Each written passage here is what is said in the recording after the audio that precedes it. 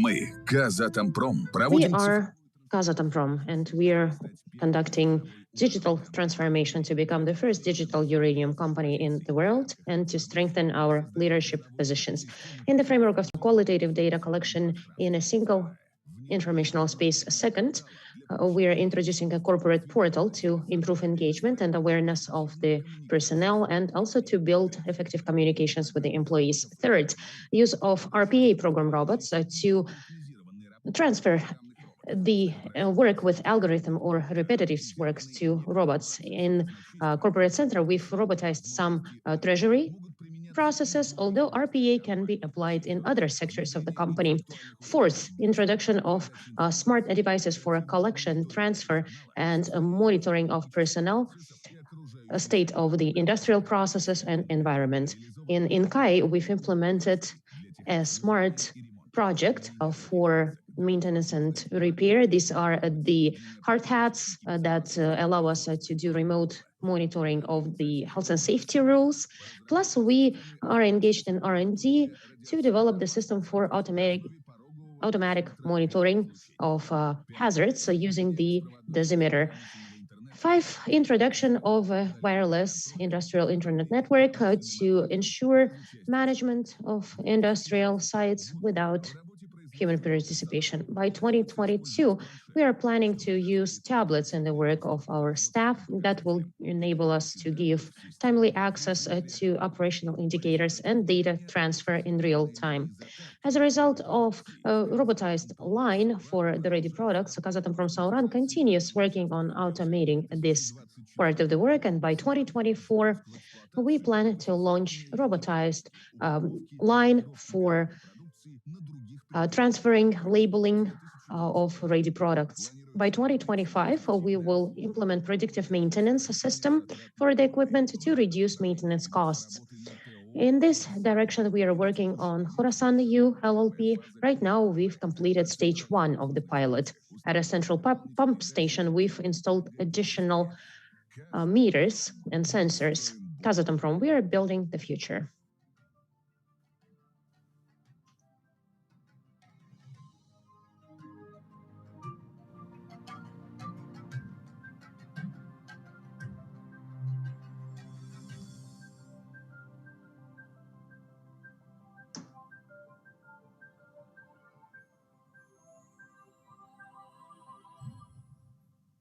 Good afternoon, distinguished colleagues and guests of today's event. It is a great pleasure for us to welcome you at this online forum dedicated to digital transformation strategy in Kazatomprom.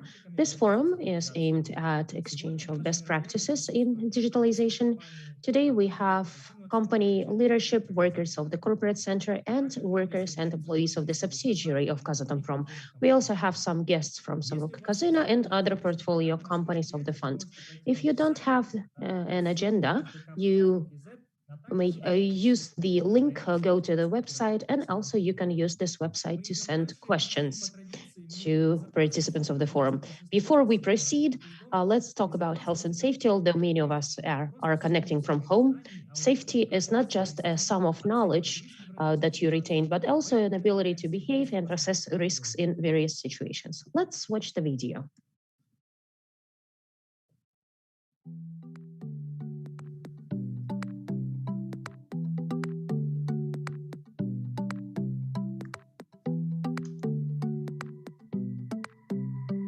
В компаниях с высоким уровнем культуры безопасности уделяется... Companies with high safety culture levels pay special attention to prevention. One of such measures is doing the safety minute. To develop a prevention culture in Kazatomprom, all working meetings need to start with the discussion of health, safety, and well-being of employees. In this video, we will consider the algorithm which will help you in conducting the safety minute in a useful and versatile way. First, definition of danger or hazard. These are the factors, characteristics, or events that can harm your health or create excessive physical or mental stress. This could be noise, wet floors, dust, incorrect body position. Second, risk. This is the combination of the size of the harm and probability of the risk. To do the safety minute, you need to know answers to the following three questions. First, what is risk assessment and why do we need it? Risk assessment contains comprehensive identification of hazards and the size of the risks. Remember the Heinrich accidents pyramid, which demonstrates the dependence between severe accidents and hazardous conditions. To eliminate death, you need to start working from the ground up, eliminating hazardous actions and conditions. Remember that by assessing the risks, you are also influencing the safety culture. Second, how do we start assessing the risk? First, identify the sources of danger. What kind of sources of danger do you see right now? Here are some examples of the questions that you may ask yourselves to identify the sources of risk and hazards. Have you ventilated the room? Have you disinfected the surfaces?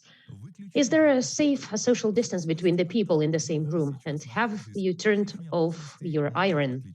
Depending on where you are, the list of these dangers can differ. Third, what can help you in eliminating these risks? Once you identify the sources of hazards, assess the degree of risk and decide which safety measures you'll take, such as ventilating the room, disinfecting the surfaces, using personal protective equipment, maintaining social distance of at least 1 meter, and turn off your iron. It is important to do risk assessment not only before you start working, but also in your routine lives. By spending at least several minutes assessing the risk, for example, when you drive to work, you can check the safety of your vehicle, and by doing so, you'll keep yourself and the other people safe. Please keep safe.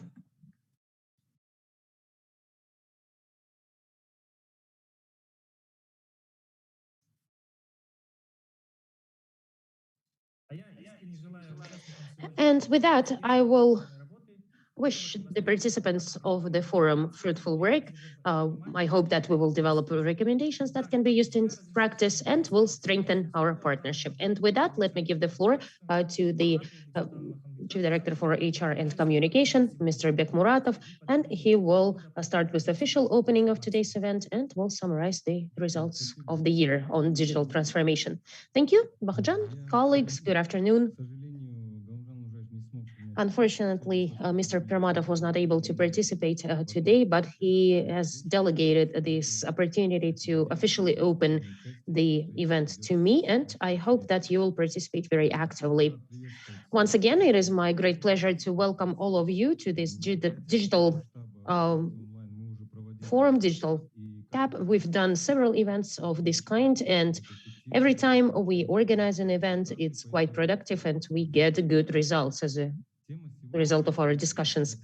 Today, we're discussing strategy and implementation of digital transformation in Kazatomprom. You all know very well that the pandemic caused all businesses around the world to revise their approaches, and we are no exception.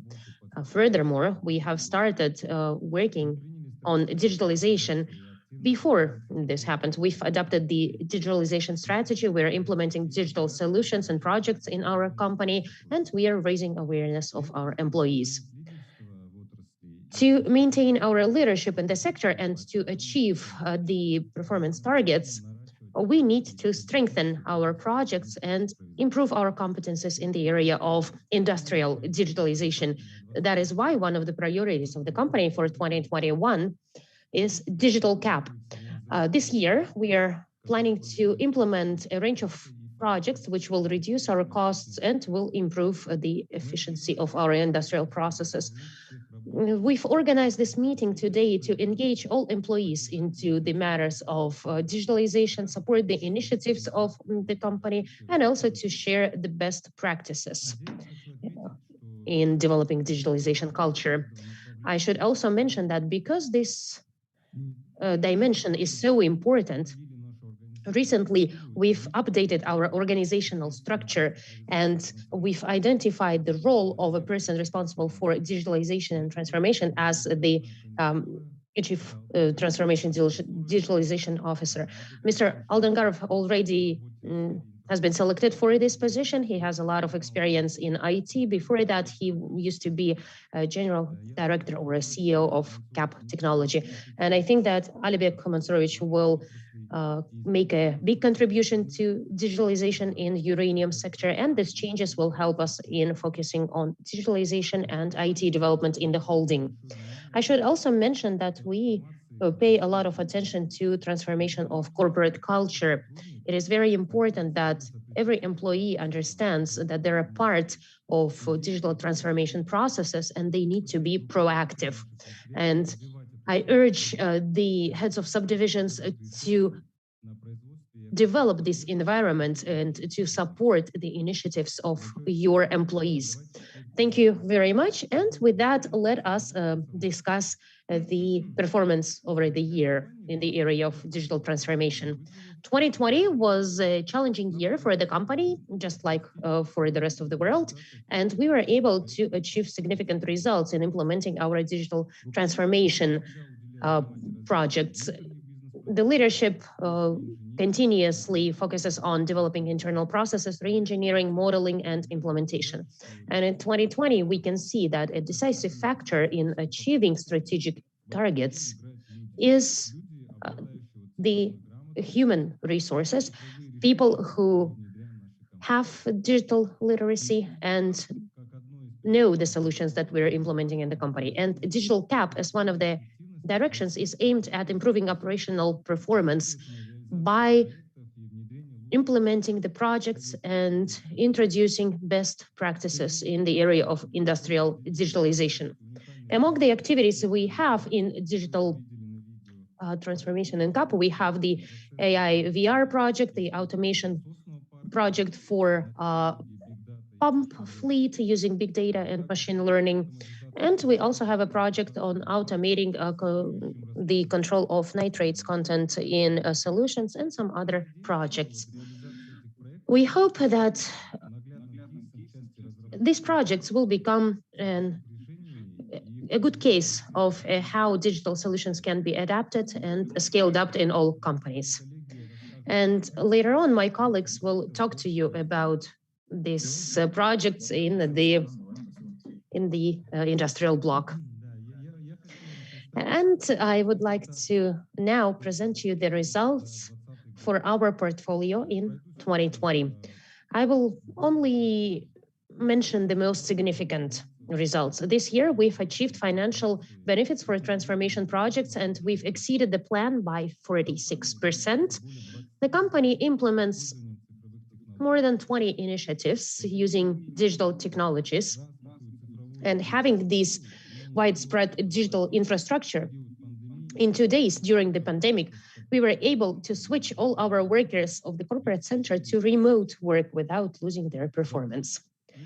Over the year, the level of digital literacy has achieved the score of 3, which is a high indicator.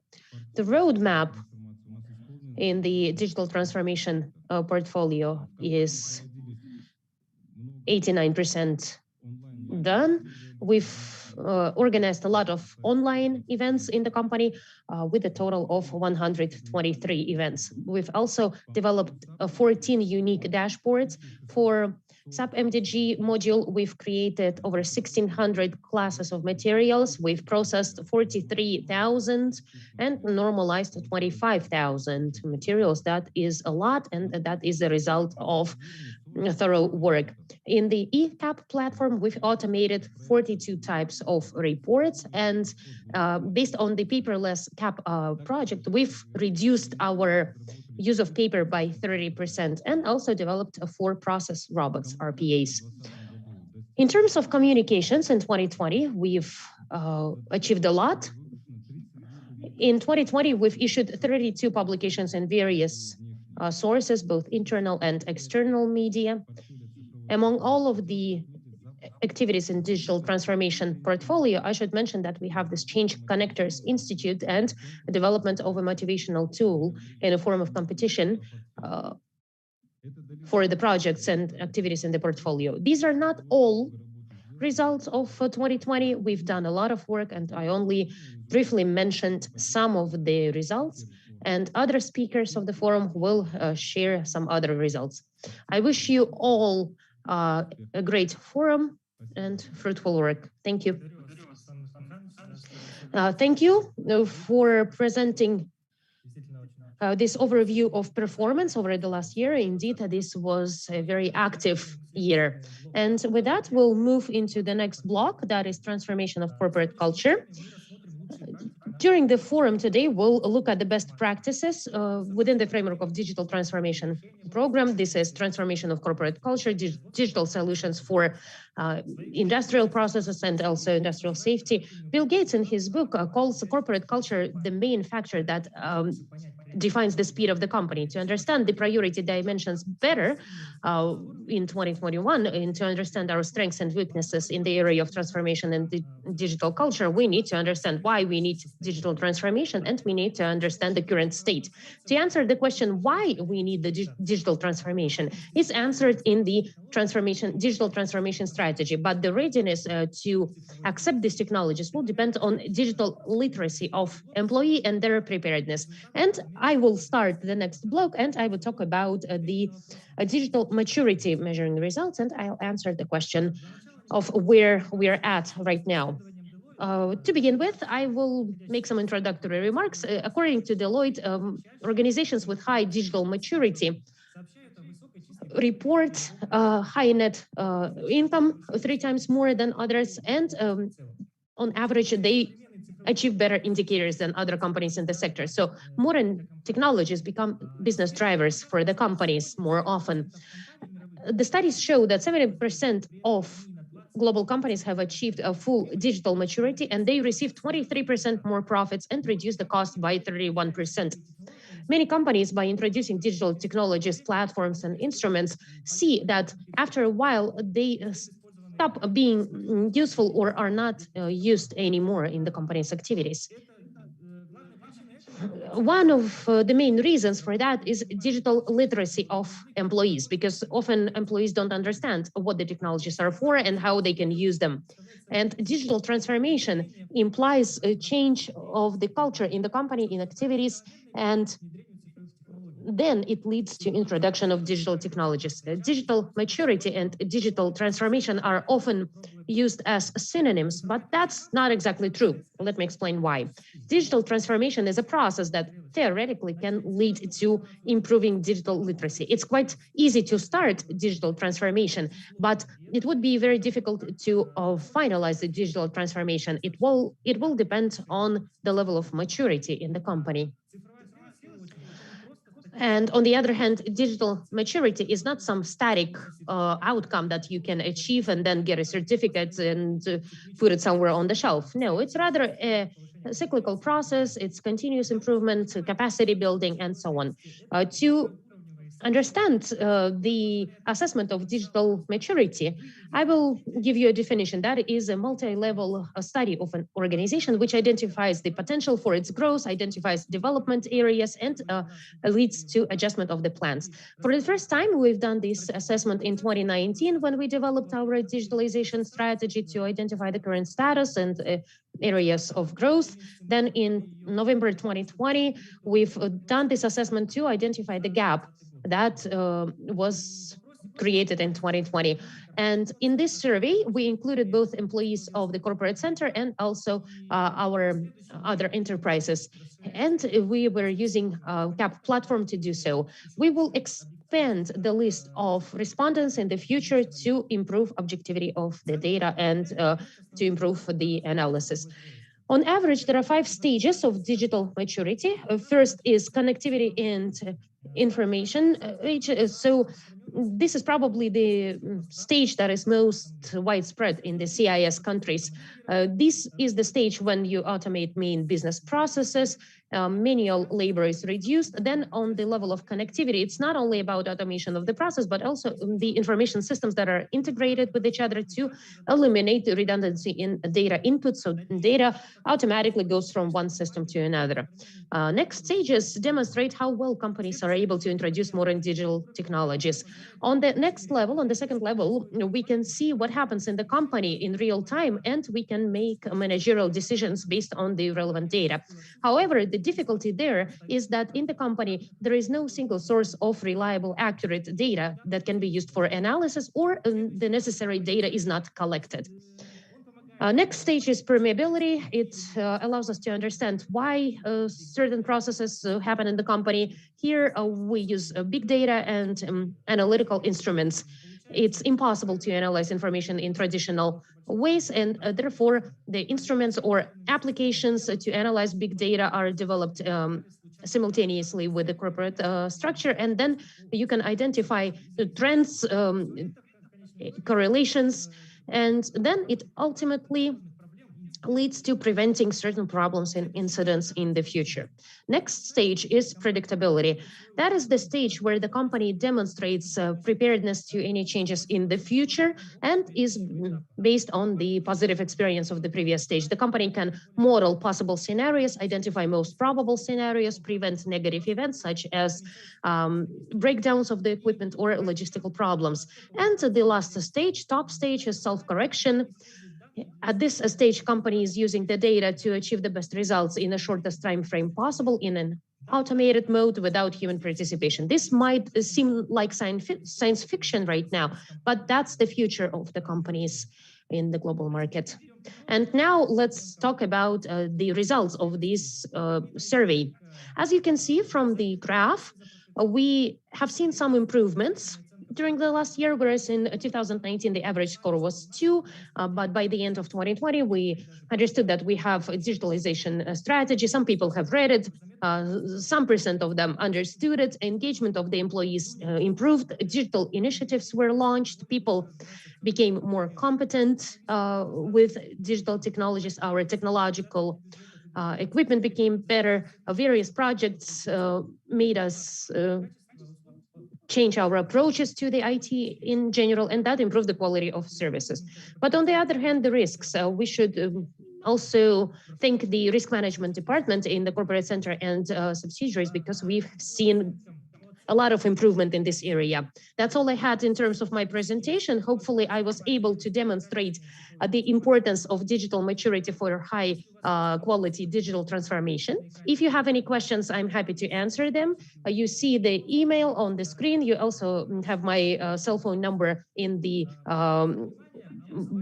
employee logbook. And thank you for your attention. And we'll move to the next speaker. You know, they say that culture eats strategy for breakfast. So let's look at the corporate culture in digitalization. And with that, I pass the floor to the chief expert of the Human Resources Department of the holding, Ms. Kazhageldina. Thank you very much, Bakhidjan. Hello, dear colleagues.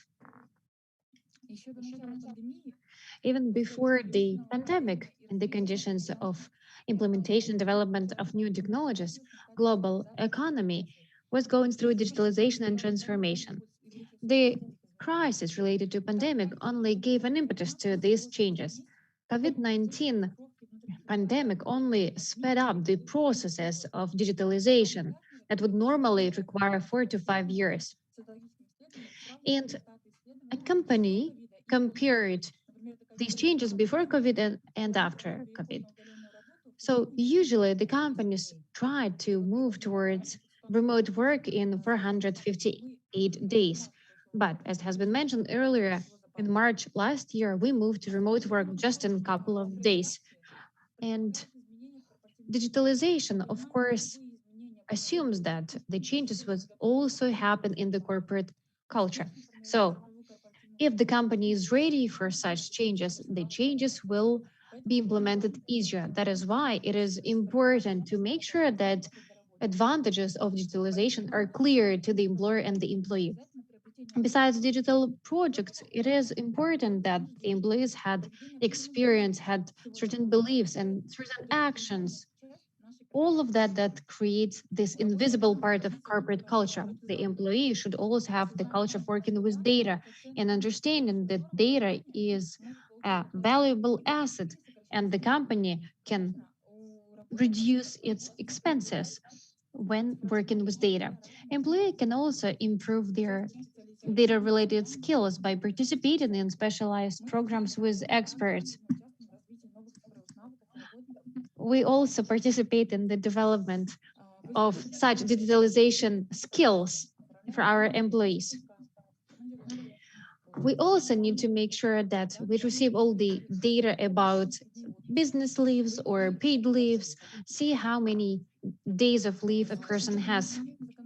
Keeping in mind the changes that happened in legislation 2020, we implemented the opportunity to use electronic and digital signature, and thus we give up the paper-based documents at all. There are We also have such documents that are called approval or the agreement between different executive buildings. And now we can also do that easily using our digital system. Many of our colleagues have already registered themselves in this platform, HR recruiting, and it happened throughout the whole net. It enabled us to create a resource for job vacancies based on this YACUP platform. We were also able to optimize the time resources and HR resources allocated for that. On the screen, you see dashboards. And thanks to this digital platform, we have an opportunity to get access to the information and trace this data. We can also see which conditions our employers are looking for. We have also introduced an automated assessment of an employee from both effectiveness and productivity point of view. We also develop individual plans for development, and it's possible to trace these reports individually. Our corporate portal 24 CAP is a portal that is available for the communication between employees of the company and its subsidiary companies. And the portal is used in order to collect information, process this information, and exchange this information. It is much easier to do so on the platform. For example, daily employees need to fill out a report about their emotional and intellectual state. We also carried out a 360 degrees evaluation of our employees. Together with HSC company, we also work on another platform which will enable us to start introducing our new employees a couple days before they start their work here, thus making them more effective. All these changes in the process help us in creating a comfortable environment where they can work productively. For each one of us, this period is unique. We can try something new. And the tools of the standard practice need to be revised as a place for innovation or a place for stimulation of corporate culture. We believe that our management is the main power behind changing the corporate culture. And their need to use digital technologies ensures that employees realize that they need to develop their digital skills. A great advantage of digital transformation is that it motivates the engagement of employees in the decision-making process. And thus, the company is such a place where all the relationships are built on respect and mutual trust. We also engage young talents into our work. We're going to pursue to improve our corporate culture. We will also have the champions of digital transformation. We will stimulate such changes. And now we have this great opportunity to improve our experience and improve our digital environment. Now we also have an internship program, which is called Digital Summer, developed and prepared by Sandro Kazina. They will see different new ideas that can be tested out, piloted out, and then they can be rolled out if they are successful. We have prepared a survey and we kindly ask you to respond to this survey. Participation in this service is also part of our culture. And at the end, I would like to say that digital technologies are implemented by people. People have their competences, skills, who work as team members. This skill is a key skill for the modern companies. Synergy of all these factors, digital platform, digital team, digital culture, slowly but surely transform the company and make sure that it is a modern digital company. Thank you very much for your attention. Thank you, Janat. Such an interesting presentation. It's true that the biggest asset of any company is the people, employees. We all witness how HR processes changed over the last year. They digitalized work in OCM and all the decrees, all the orders related to HR go either through SET or 24 CAP KZ. We have all these ways, all these tools. All we need to do is just to use them. And I would like to add a couple words about the internship digital summer. It is great for many people, and it shows that in Kazakhstan we have a lot of talented young people. We just need to guide them in the right direction, and we need to set them certain tasks for their activity. Thank you very much, Janat. Do you know that in our organization we have the culture of education, and every employee of Kazatomprom receives a new piece of information because development and education go hand in hand together, and it is one of the keys of achieving strategic goals. Educational culture of Kazatomprom is also transforming, keeping in mind the new digital trends.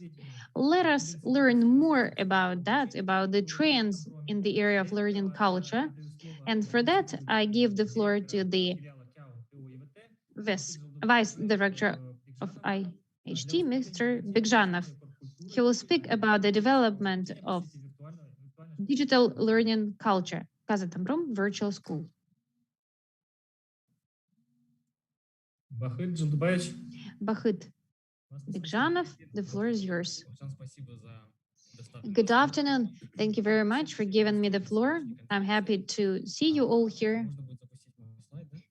Please start my presentation. How did we start? The idea of creating a virtual school started with the idea to create e-learning platform that would unite different functions of learning content 24/7. That would be an addition to the main learning process. We had to work with limited access to corporate knowledge. We know that we have a corporate system of information security. Back then, we also wanted to create an ecosystem that would concentrate all the learning content that we have within Kazatomprom. This was our ideal goal. We also had another prerequisite. There were no customized courses for Kazatomprom. Yes, we were able to find a little bit here, a little bit there, what we needed, and we found a lot of useful content, but it was spread out in different courses. And the goal was to put it all together. And generally speaking, the process was in progress. And then year 2020 happened. Finally, coronavirus came to Kazakhstan, as you all know. And we started moving online, all of us. It wasn't easy. It wasn't clear at the beginning. We couldn't have foreseen what would happen the following day. And I remember that April was the time when we started working on virtual school, but we didn't know what was coming next. At that time, we were already working on the content of the virtual school and we increased our speed tenfold. We were collecting content. We filmed what we could. We created what we couldn't. And you could change my slide. Now, let me tell you this. We could have bought a ready-made solution that would meet all the requirements, except that it would not meet the requirements of security in our company. So our goal was to digitalize all the internal processes of education. We wanted to create a system where all the applications, where all the education will be collected in one report or several reports. We wanted to have pretty dashboards to make sure that HR and ourselves, we do not spend too much time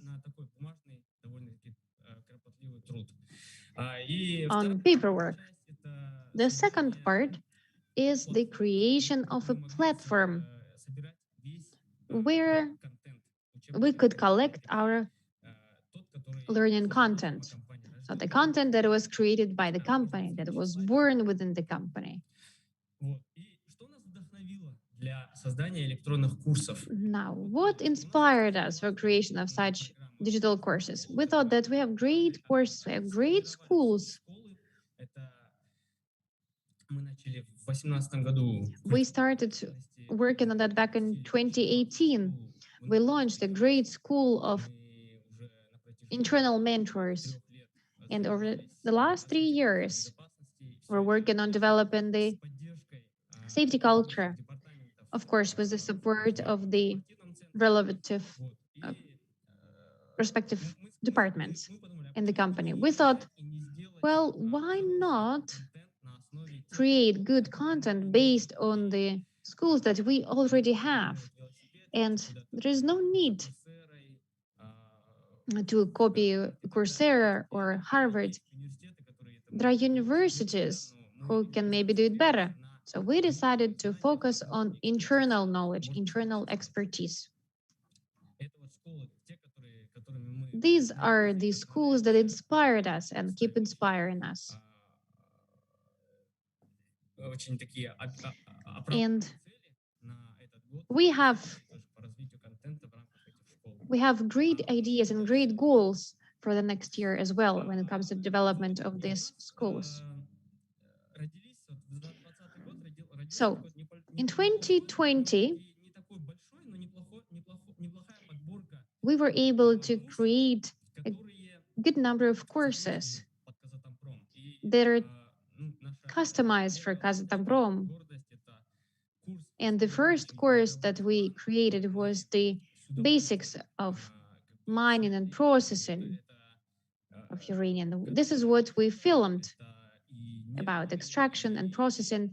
And it took a while to film this. We invested a lot of time and efforts.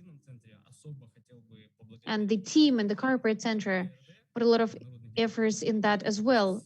For that, we're grateful to that department. With their help, we were able to film this and create this great course.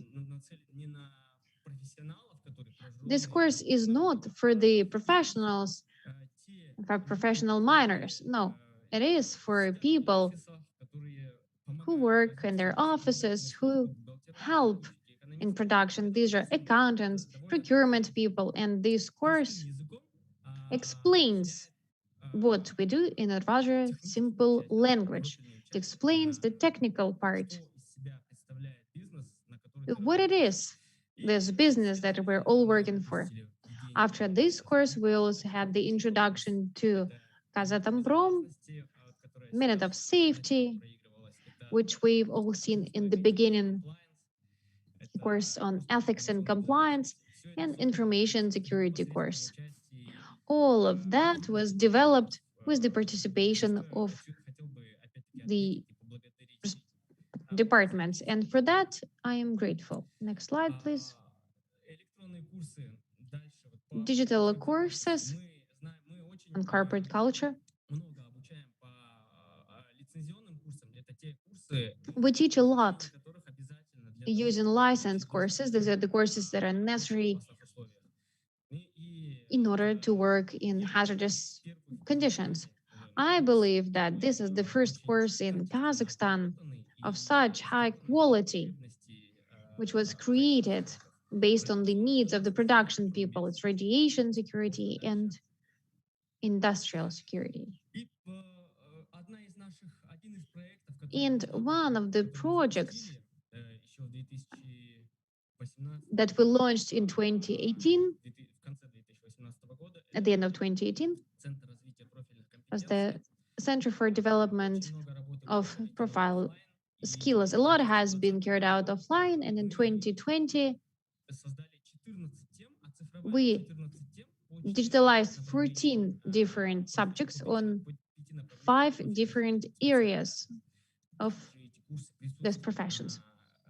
These courses are also available on the platform, and we thank our council of experienced professionals who helped us with this content. We still have a lot to do, and we already have a plan of work for this year, and for next year, we plan at least 5 courses that need to be developed during these 2 years. Next slide.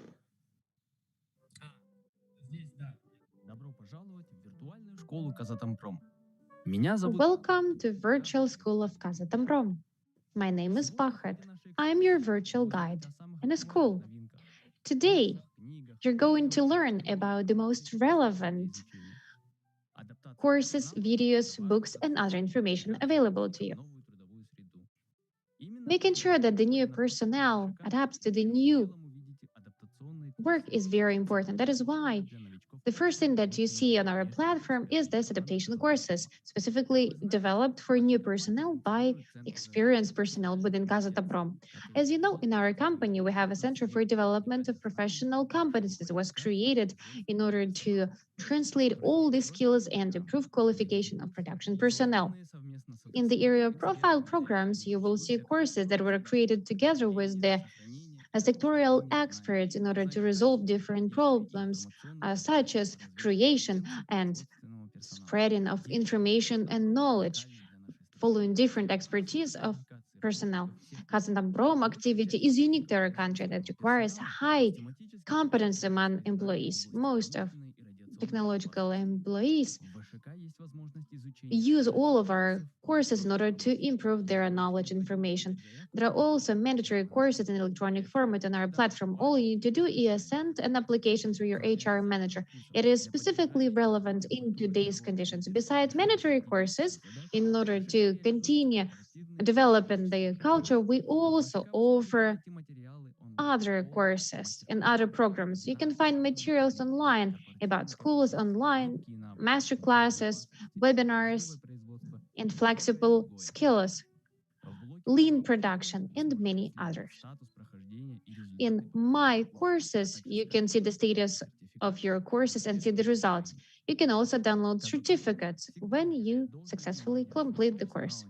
Kazatomprom always pays attention to the development of personnel, not only in the professional area, but also when it comes to the personal growth. That is why each user of the platform has access to the digital library, which consists of over 300 books, over 200 audio books in psychology, healthy lifestyle, marketing, time management, and others. You can download books and open them on any device, leave a review, and recommend it to your colleagues. I would like to draw your attention to the fact that on the main page of the library, all the books are structured on different shelves according to the main values and priorities of Kazatomprom. In library, you can also see a series of interviews of those people who are members of the Council of Experienced Professionals of Kazatomprom. Next block is calendar, where you can see the upcoming education in university. If you're interested in anything, you can always call your HR manager and participate. Come study in virtual school and let us develop corporate culture together. I wish you all the best and safe work. Take care of yourselves and of your loved ones. So this is just a quick video. Let's put my presentation back. That was introduction about our system. We have carried out comparative analysis. And now on the slide, you can see that our system is customized. We create content for Kazatomprom. This is the content that is needed in everyday life. And we wanted to collect this content over many years, and we want to make it a legacy of Kazatomprom, which can be easily found. It is digital content, so it can be easily accessed and it's relevant. When it comes to accessibility and ease of use, it is a great platform. Next slide, please. Our plans for 2021.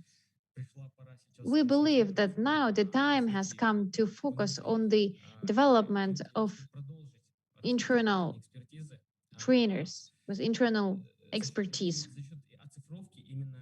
By digitalizing real content, the content that is being used by our employees in their work. Now we have 24 internal trainers. These are the agents of corporate culture that will be promoting our corporate culture en masse. And the content is very interesting. Now we're also preparing additional courses that our internal trainers could be teaching. We're not going to stop at that. We're going to digitalize the content of internal trainers through our virtual school. Next slide, please.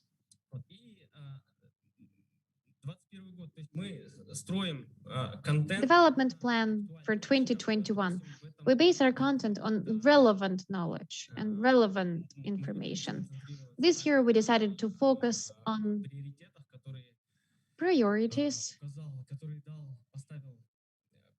that were identified by the chairman of Kazatomprom. These are 6 priorities that we would like to develop.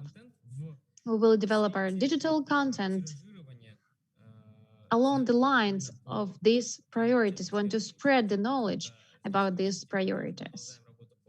We will also continue the work on the center of the development of professional skills and safety first. We're linked to the industrial safety department, and we plan on creating a course, a digital course in this area. Last year, we digitalized a course on leadership in the area of industrial safety for Kazatomprom, and this course was highly evaluated by the chairman. With that, I finish my presentation, and last slide is just my gratitude. And don't forget to follow us on Instagram, Telegram. We look forward to seeing you, and we will be happy to get feedback from you. And maybe we will update our content. It will all depend on your professional needs. Thank you very much for your attention. Have a good conference.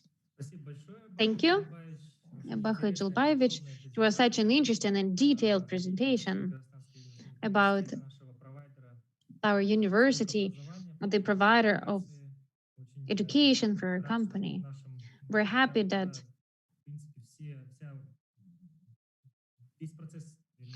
this process of education is fully digitalized and that you keep on developing. Thank you very much, Bakhy Julbayevich. We move on to the next speaker. We all know that any company is looking for the growth drivers in something that allows the company to earn more and spend less.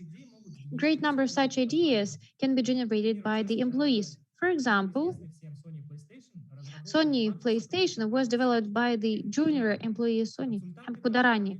The consultants of Sony said that the failures of big corporations in using innovation ideas are mainly linked to the problems of internal communication rather than inventiveness of employees. So now we will listen about that and other ideas. Amirgali Armarbek, director of the scientific and technological projects, who will speak about digital solutions in science Kazatomprom system of management of ideas. Good afternoon, distinguished participants of the forum. Please start my presentation. Allow me to present you my presentation about digital solutions in idea management. As you know, in 2020, we've started working on a range of instructions on science and digitalization, and one of the priorities for Kazatomprom was a new approach to scientific activities, and also the president of the country, Mr. Tokayev, in his address to the nation, has pointed out the significance of science and the need to pay greater attention to science, its transparency and effectiveness, and also improving the share of science and research in GDP, which unfortunately so far is only 0.12%.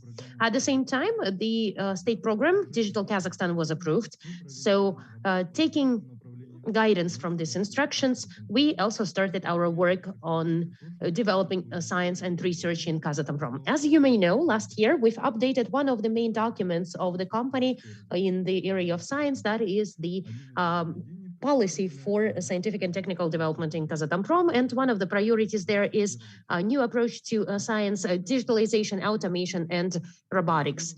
And here you see a brief list of R&D projects initiated last year under these new priority directions. Let me briefly talk about some of them. First, drones introduction. This was initiated by production department of Kazatomprom. The main goal was to create a smart system using AI, and the main functions of the system will be as follows: identification and face recognition at the territory of the mine, remote temperature measurements, pipe control for deformation or other defects, identification of PPEs, and whether the employees wear them. And the next R&D project, which is also very interesting, it has been initiated by the Industrial Safety Subdivision, that is developing a system for automated monitoring of radiation hazards based on individual dosimeters.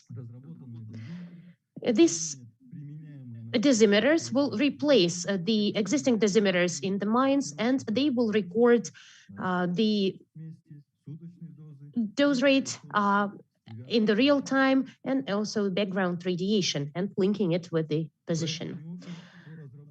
Another R&D project is development of software to manage pumps.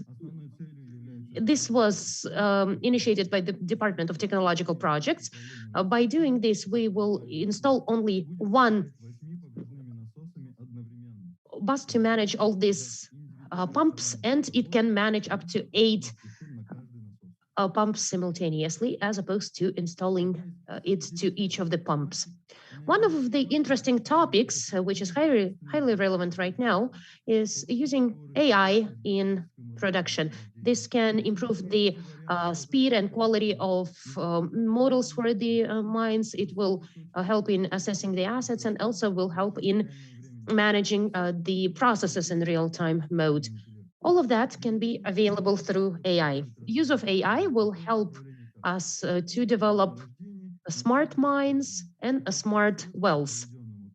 Based on the research done by the Commercial Energy Research Association, we can already improve the yield at these smart mines by 10%. It's already it's the indicator that was already achieved. Right now, another challenge is big amount of data, but lack of a systemic approach to them, and that leads to many additional costs. And to resolve that problem, we have started working on developing a digital assistant for geotechnologies. And in the framework of R&D, we'll develop the tools for managing the processes for exploration and production uranium and preparing new recommendations using AI based on theoretical, historical, and actual geological and geotechnological data coming from various systems such as geoinformation system, other files, or integrated data in Word or Excel format. Based on the best practices, the effects from using smart systems can lead optimization of cost by 10% and also optimization of reagents use. Another interesting project is the idea management system. It's called I Have an Idea. So for instance, Kazatomprom has a huge intellectual capacity. We have 20,000 employees, and potentially they could come up with at least one idea per year. As a result, we could get over 20,000 ideas, and we could create the funnel of ideas which can be further developed. This resource needs to be used for the benefit of the company, but so far there was no platform to do that so that all employees could supply their ideas or submit their ideas and proposals. And for this purpose, we want to create a system that will fully use the best resource in the company. It's the intellectual capacity of the employees. All the life cycle will be automated. Let's look at the following slide. The whole life cycle will be automated, starting from registering the ideas or proposals or R&D projects. Then it will undergo expert evaluation, discussion with the colleagues, and then implementation and scaling up to other subsidiaries. Then each employee will not only be able to submit their ideas and see it as a real project, but each employee can submit R&D ideas, optimization proposals. These ideas will be considered by the experts, and then they can be implemented as a standalone idea or an R&D project or optimization project. The proposals that will fall under the optimization category will be standardized based on the main idea of this optimization, based on the novelty and usefulness for the company. All of these actions that you see on the slide will be implemented through the system once the idea is submitted. If this idea has an R&D component, then these ideas will be following the science and research standards, and the system will coordinate the whole process for implementing R&D ideas, starting from submission of the idea, consideration by the Science Council, signing contracts, expert evaluation, and implementation of the idea. Also, the system will have the roadmap function available.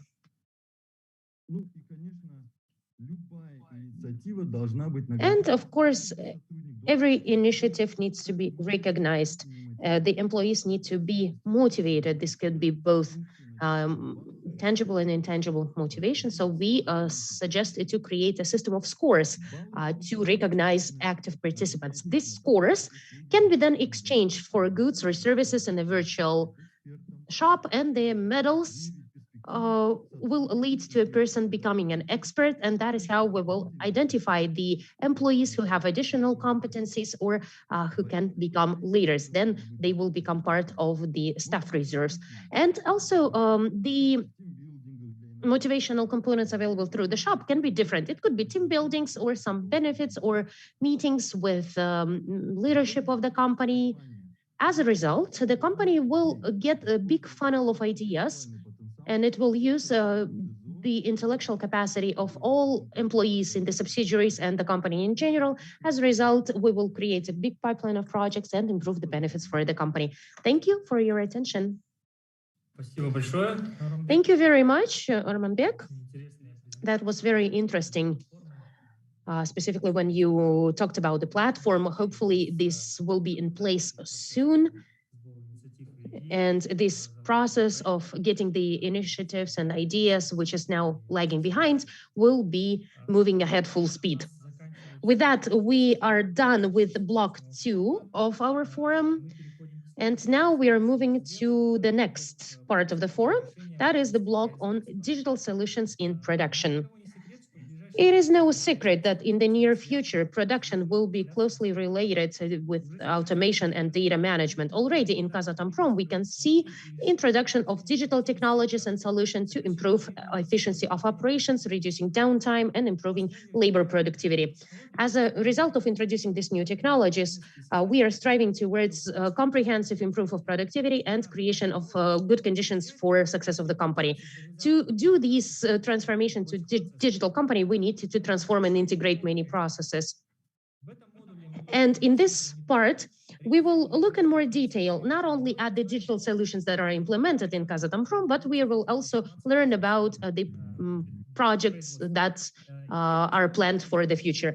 And first, I'd like to give the floor to Ms. Akzholova, Acting Chief Operations Officer of Kazatomprom. She'll do the overview of application of digital cap in production. Thank you. Thank you. Good afternoon. Dear participants of the forum on the strategy of implementation of digital transformation in Kazatomprom, certainly today's topic is highly relevant for the whole sector and for the manufacturing and production sector in general in Kazakhstan. I would like to share some information with you on the main projects and results that we were able to achieve in the production block following the digitalization strategy. Here you will see main digital projects that are being implemented by the production department of Kazatomprom together with the subsidiaries. These are projects like automation of pumps fleet using big data and AI elements, introduction of the VR and AR technologies to visualize production processes and modeling repair and maintenance works. Also, smart hats project. My colleagues will talk about it in more detail. And I would like to cover a project on introduction of the monitoring system for icing in Uran Energy Company. This became part of the digital transformation portfolio last year, and it was successfully implemented. The goal of this project was to minimize breakdowns in the power lines due to weather conditions, because it led to downtime in our extraction companies. As I have mentioned, this project has been implemented and we got the following benefits. We reduced the number of shutdowns from 59 hours to 41 hours. We reduced the time frame for full switch to backup supply from 6 hours to 1 hour. And also we improved the labor conditions for the personnel and also reduced costs due to ability to identify ice on the power lines. As you know, the production department of the corporate center in 2020 initiated the projects and activities that are now part of the digital transformation portfolio in Kazatomprom, and they were also presented last year on the same platform. And today I would like to talk about the results that we got. So first, recycling. The essence of this recycling was to improve the processes of recycling and reuse of materials and equipment, and also in our mining preparation works. As you can see from presentation, with the plan of benefits in the amount of 1 billion, the actual indicators of benefits were 1.8 billion tenge, which exceeds the plan by 73%. I should also mention that these activities, along with other projects in the portfolio companies of Samruk Casino Fund, were recognized as one of the best in 2020. This was certainly a cause for celebration for our team. Next is improvement of the system for production asset management, and maintenance and repair system. This is aimed at moving towards a new system of managing industrial assets by using best international practices such as RCM, TPM, RBI, and also a range of ISO standards in the 55,000 series. The benefits in 2020 are 138 million tenge. Expected benefits for 2020-2021 will reach 328 million tenge. On this slide, you will see the projects of the mining department in the framework of implementing digitalization strategy in Kazatomprom. The first being ARIS project. In July 2020, we started working on modeling production and business processes in extraction company in ARIS system. The purpose of this work was to create industrial process architecture for extraction and processing, and also data architecture from the high level and requirements for integration in the information systems. We have described all main production and business processes and the models: planning, extraction, processing of natural uranium, accounting of resources, quality control, monitoring of production performance. This model of industrial and business processes can be a reference model when scaled up to other subsidiaries. Another great project is the GIS project. In one of the subsidiaries, in the framework of implementing a pilot in 2019, we've launched the mining and geological information system. Geological and geotechnical design is done in this mining and geological information system. It automates the issues of accounting and planning of extraction. Introduction of this system allowed us to improve our processes. In the past, they required a lot of time and did not give us an opportunity to get real-time access to data. Next project that I wanted to mention is our project that is called CapMap. Right now, the mining department is working on an electronic interactive map. This is a digital map of Kazakhstan, which will reflect geological potential of the uranium mines, existing mines, infrastructure, and boundaries of technological and geological reserves, waste areas, and many others. The users of this information will include all subsidiaries and departments of Kazatomprom. In December last year, we've also completed our activities on using the ammonium water, and we included our companies in this, and the introduction, the participation in these activities was based on availability of reagents, and because there was an increase of price for the reagent that we usually used. And we have now designed warehouses for ammonia water, and we created the lines for feeding it into technological process. In 2019-2020, we've achieved over 700 million tenge in benefits. And I would also like to thank subsidiaries, Karasan, Appak, Zarechny, Karatal, Sinusbai, for their active contribution and implementation of this project in their companies. And another project that I wanted to mention, that is modernization of Kazatomprom Sauran. This year, we have launched a modernization project instead of using the modern technologies for extraction and cleaning, we'll introduce a new trioxide technology.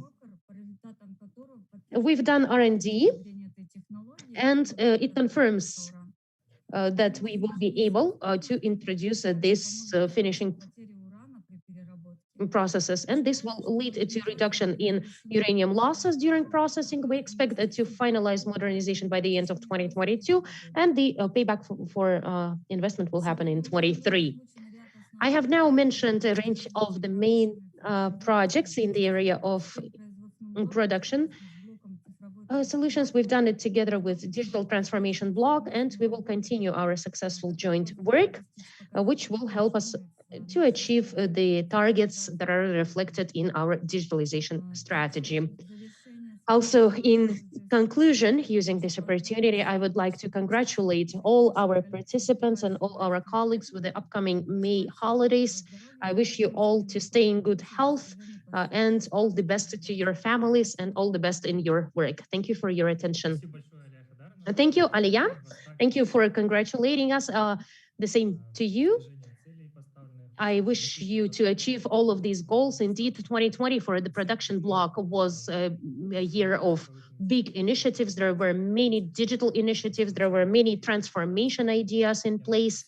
And hopefully all of these ideas will be implemented and you will be able to complete them and you will get the results. And with that, I move to the next speaker.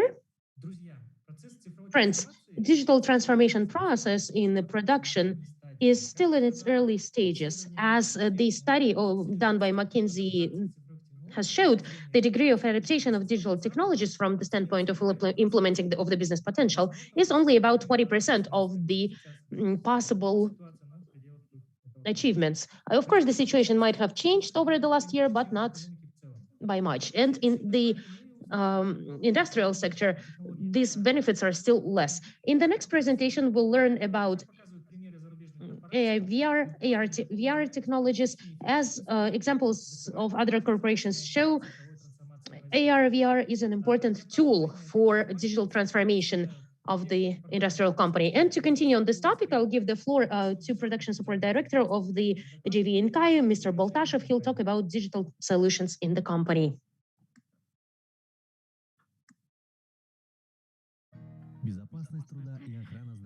Labor safety and health and safety, these are the main priorities of our company. They are achieved by introduction of the cutting-edge technologies. In the technological process of uranium production, we use the best equipment by best global manufacturers, which follows all the best international requirements on labor safety. This equipment has to be serviced in the correct manner, and there should be no downtime. And for this purpose, we're implementing a range of projects that will improve the safety of our workers and improve the productivity of our equipment. Let us talk about smart hard hats. In 2020, we have seen new challenges during the coronavirus pandemic because of the limitations on the number of staff in the production sites. There was a question of organizing remote consultations to do diagnostics and maintenance of the equipment. To implement this idea of a remote consulting, we have used this remote expert module, which includes the AR goggles, protective hat, and an application. To connect to these AR goggles, you can use your computer, and it is available both to internal and external experts, vendors, and manufacturers. When the person reaches the area, they put on the hard hat and turn on the AR goggles, check the connection, and call the remote expert and wait for their instructions. From that point on, regardless of the location, the expert is virtually present with the person on site, oversees their activities, and helps in their work. The experts look at the screens and coordinate the work of a person by giving them specific instructions. If there are any errors in the actions of a person on site, or if there are risks of negative consequences, the experts can respond in time, stop the work, and ask for repeating the instruction or confirming their understanding of the instructions. So regardless of where the expert is located, if there is a good communication with the industrial site, they can resolve most challenging industrial issues. The positive experience in applying this remote expert module confirms feasibility and effectiveness of the AR technologies in industrial conditions, and it can transfer the competences from any place in the world to the production site. Also, personal video recording devices. In the Inkai company, to improve industrial safety, we've introduced these cameras that you put on yourself when you do any works related to industrial risks. It can record videos, audio, and send video and pictures and audio. And it can allow for dispatch functions remotely. It has critical alarms. This has the recorder, the station to charge the recorders and upload the data. We have a software for automated processing, storage, and management of video data, a server for processing video data. Next is the mobile ambulance. Given the global trend of COVID spread, to protect the health of employees, the company has developed and introduced a set of measures to improve safety and prevent the spread of the virus in industrial sites. One of these solutions was to repurpose the vehicles to create specialized ambulance vehicles and to equip it with the best modern equipment. Since the mines are far away from settlements, and because there are works that are done in challenging weather and climate conditions, this solution allowed us to ensure timely response of the medics, regardless of the weather conditions in any part of the mine. Plus, it gave us an opportunity for local diagnostic of the condition of the patient and also resuscitation activities. And when needed, we could use EKGs, defibrillators, and also the ventilator. Safety, it allowed to safely transfer the patient to the medical institution. Next, knowledge database, preventing incidents by training staff. This allowed for remote training and check of knowledge of employees at any time, in any place on the work site. Based on this database, the employees get continuous access to information which helps them in correct decision-making in the production sites. This information is easily available. There are guidelines, instructions, and practical videos which ensure continuity of knowledge in the production site. And there is a testing capability to check the retention of knowledge. You could create tests based on positions or an individual development plan. This database can define what type of skills the employees should have, and the test results can be viewed as interactive summary reports. Based on this data, we can get information on what kind of knowledge your employees have, whether they have fully mastered the training program, or you can track the dynamics and progress in the training courses. Barcodes for the warehouse. The world is developing continuously, and Inkai has introduced the following to optimize the work in the warehouses. We've introduced the barcodes system. How does it work? When the cargo is received, all goods are labeled with the barcode, and those barcode labels are printed by a special printer, so each material will have unique barcode. Then, using the device, the employees in the warehouse can check that these materials have been received in certain areas of the warehouse, and the data will then be specified in 1S accounting system. Then you can make requisitions to get these materials from the warehouse. You can initiate it in the 1S system. Upon approval, the request will be seen in the data collection device, and it will also point out the location in the warehouse. Warehouse employees, based on these requisition forms, will start collecting the necessary devices and move it to the pickup area. By introducing this barcode system, we've improved the precision of our accounting and records.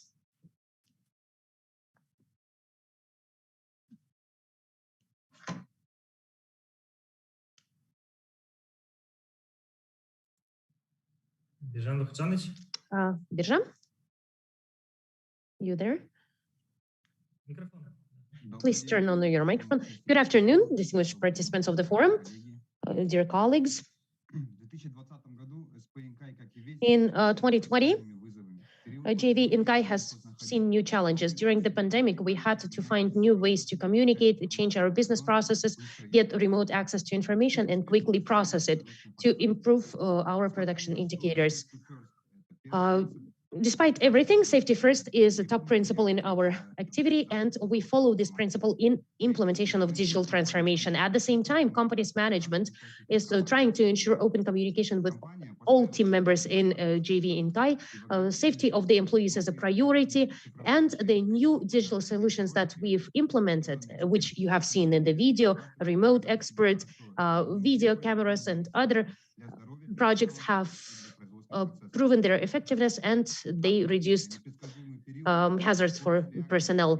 In these unprecedented times, our speed of reaction is very important, and the knowledge database project allows us to organize remote training and testing of the employees at any time, in any place. Also, following the principles of lean production, we continued the improvement and introduced the barcode system for the warehouse. It automated the processes and made them more transparent and optimized the work in the warehouse.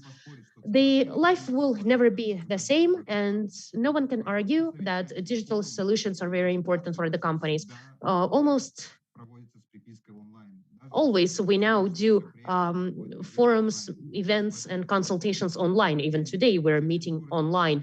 I think it's now the time to increase our speed of receiving and processing information. It's the time of digital development for all of us.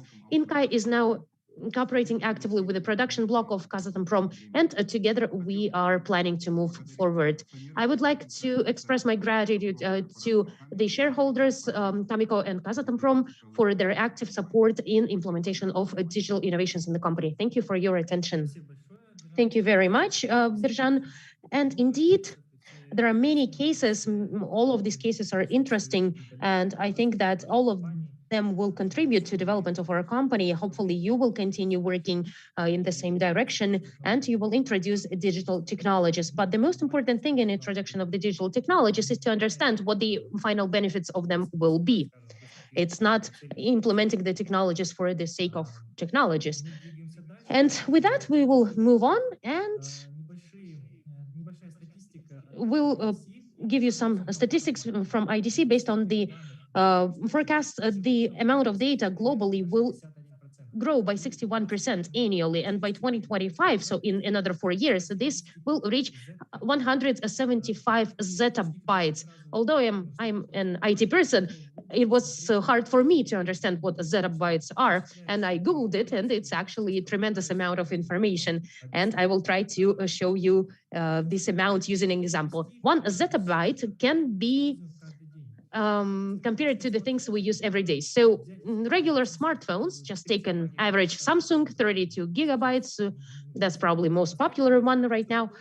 So to get 1 zettabyte, you will need 34.4 billion smartphones with this size of memory. So if you stack them one on each other, the distance you'll cover will be enough to cross the Earth more than 100 times, or 11 times to Jupiter. So that's a tremendous amount of information, and it's quite challenging to manage it right now. And in the times when information is generated quite quickly, there is an important role in processing, analyzing the information. As I have mentioned, big data technologies are used for that purposes, AI, machine learning, and many others.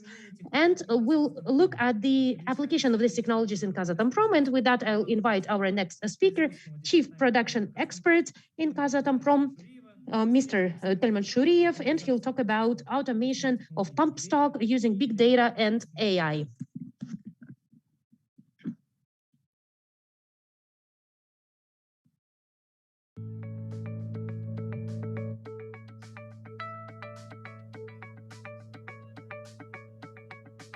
Производственным департаментом совместно с ТО Production «Хорасан» department, together with Khorasan EU, is implementing the strategy of digitalization as well as digital transformation of Kazatomprom.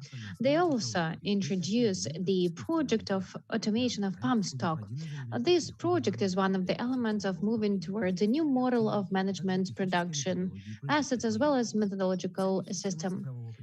The goal of the system is to improve the efficiency of the pump facilities by receiving online parameters of pumps such as vibration, temperature, and others. Creation of analytical database about functionality of pump, big data. After setting the parameters and receiving the data of different meters and Internet of Things, as well as creation of our own digital solution, the program will suggest when one or the other part of the pump might break down. So machine learning. This is no longer luxury. This is a need. It's a good tool for different departments within the company. The main expected advantages of this system is reduction of expenses from 5 to 25%, reduction of the cost of the life cycle to 25%, minimization of idle time, fourth, increase of the speed of decision making, Khorasan, constant improvement of production processes. Hello, dear friends, dear colleagues. I'm very happy to see you here on the forum. I'm very happy to see you at this forum dedicated to the digital transformation. And using this opportunity, I would like to express my gratitude to the organizers of the forum for this opportunity to speak at this platform. And also, I would like to speak highly of the organization of this forum. As mentioned in the program, in our agenda, I will speak about AI in automation of pump stock. You can see on the slide now all the people who are involved in implementation of this project. The pilot project included two companies, Inkai and Khorasan U. And constantly in Khorasan U, in real time, we already assess the assets that we need for the automation of pump stock. As you know, pump stock is the heart of the production, and we set the goal to digitalize these assets. So briefly, I will just tell you that we have collected historic data. We also put in different types of meters on the production line. We also developed a specific software and identify different other factors. We have done a lot, and digital transformation starts with the need to change the mentality, to change the ideas in order to qualitatively implement the project. And only after that, we can start with the introduction of digital technologies, because our employees are going to be the end users of these technologies, and they need to know and understand why it is done, what result it will give them, what advantages it will have. Currently, we work on improving the technologies based on this data. And next, we're going to develop the algorithm of machine learning. We will also correlate the methodology. And on the slide, you can see the algorithm of the work. Generally speaking, the word predictive comes from English to predict something. So it is from the future. And this solution is based on the data accumulator. It identifies different links and connections, and it also identifies the system as it is. On the right side of the slide, you see different other factors. Within the Khorasan U, we would like to finish the work by end of August, and now 80% of work has been implemented, and after that we're going to present it to all of you. As for Inkai company, we're collecting data on all the equipment, and soon we will update the information regarding the pump stock. And generally speaking, as a proof of relevance of this technology, I would like to say that following the decree of the president of the country, atlas of new professions, new competencies is being developed, which demonstrate new trends. So the Ministry of Labor and the new company of ERG, Kes Education, has developed Foresight Education, where new technologies and new jobs have been defined. These are technologies and professions that will be relevant for business. And we are not talking about next 50 years or 20 years. We're talking about 5 to 10 years horizon. And some technologies will already be used. The results show that predictive maintenance in the next 5 years for oil and gas sector, for agricultural sector will be the most relevant one, and it will be in high demand. Also, in the next 5 years, we're going to have such professions as engineer of predictive maintenance or the engineer of safe equipment. It all speaks to the fact that Kazatomprom moves ahead of time, and we're happy that this right decision has been made about the timeliness of development of this area in our facilities. And I would like to express my gratitude to the management, to Baghdad Musin, management of Inkai company, for all their responses to the challenges in order to improve the process. And in conclusion, and keeping in mind the area of today's forum, I would like to cite our president, quote our president, who said that digitalization is the key tool of achieving national competitiveness. Using this opportunity, I would like to wish happy May holidays to all of you. I wish you all health and wealth. Thank you very much. And if you have any questions, I will be ready to answer. Thank you very much, Mr. Shuriyev, for your interesting presentation and a great case. It was very interesting to hear about the portfolio of companies that undergo digital transformation. And in the beginning, you said that this is the first step of the pilot project that in the future will give us more effect when we are going to use analytics to carry out predictive maintenance throughout the world, when we actually implement this predictive maintenance. Now, we move on to the next speaker. We have all used navigators to GIS, Yandex. We're looking for the best way to get to a restaurant, to a hotel, etc. And maybe we're trying to get out of the forest or get ahead around a new city. Today, navigation system is nothing that can surprise us. It's a great helper when we're driving or walking, and a lot of transportation fleet use this navigation system. With that, I give the floor to Mr. Muhidiyev Eric, Deputy Production General Director, OCO Project, Real-Time Tracking of Vehicles. Good afternoon, dear colleagues. Thank you, Bakhjan, for giving me the opportunity to speak. As you know, the trade and transport company transports hazardous cargo, so from and to the mines, and the vehicles are considered hazardous machines, and also our company continuously updates the fleet. In 2019, we've recorded about 6,700 violations, of them 900 severe ones, to reduce downtime and to improve the operation of the vehicles and reduce the number of accidents. We've made a decision to create a dispatch center. And the tasks that we had were to synchronize with the ATP 3000 software to ensure control of safety during operation and prevention of accidents, monitor their location, fuel control,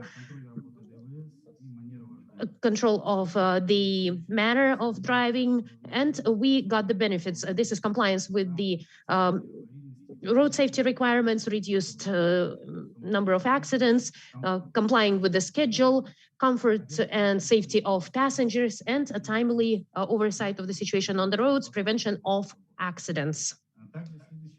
Also, as a next step, we had the video terminal of Omnicom.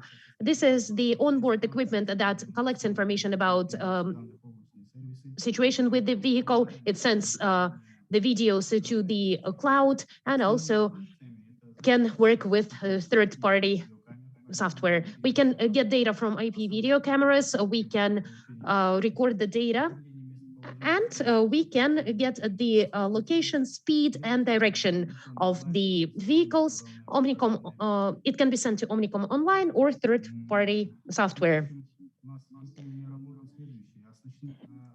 These are the works that we've done.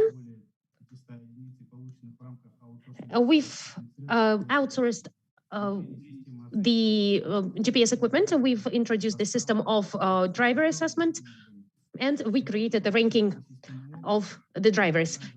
We've also piloted this system on locomotives, and in this case, we had T10M equipped with this. And also, this system was available at the pumping stations, and this allowed us to digitalize consumption of the fuel on site.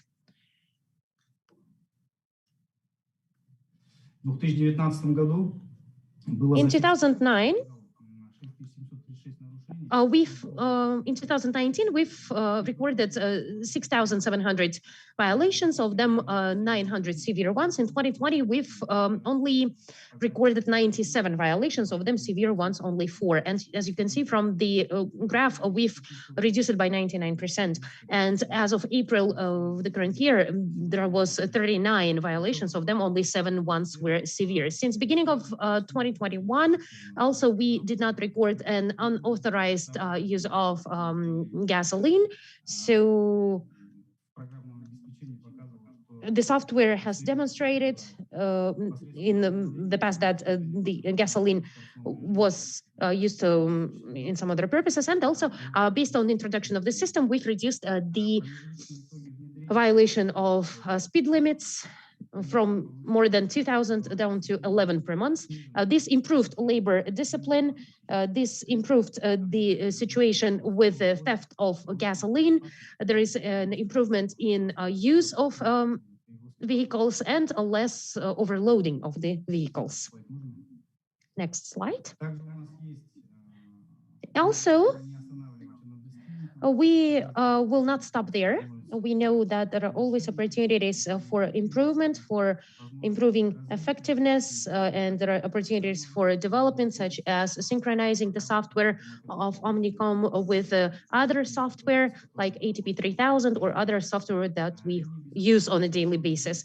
Also, there can be electronic sensors for the safety belts, and this is one of the important things to ensure safety of our employees and of the bystanders. Also, Omnicom icon is a driver ID, also notification on breaking the speed limits, connection with the dispatch, and the Omnicom icon display can reflect the key parameters of the vehicle. The device can also notify the dispatcher and driver about the main operational components of a vehicle or violating the speed limit. Icon has the functions of setting tasks and managing the status of execution. And also the display can do driver's ID through personal RFID chip.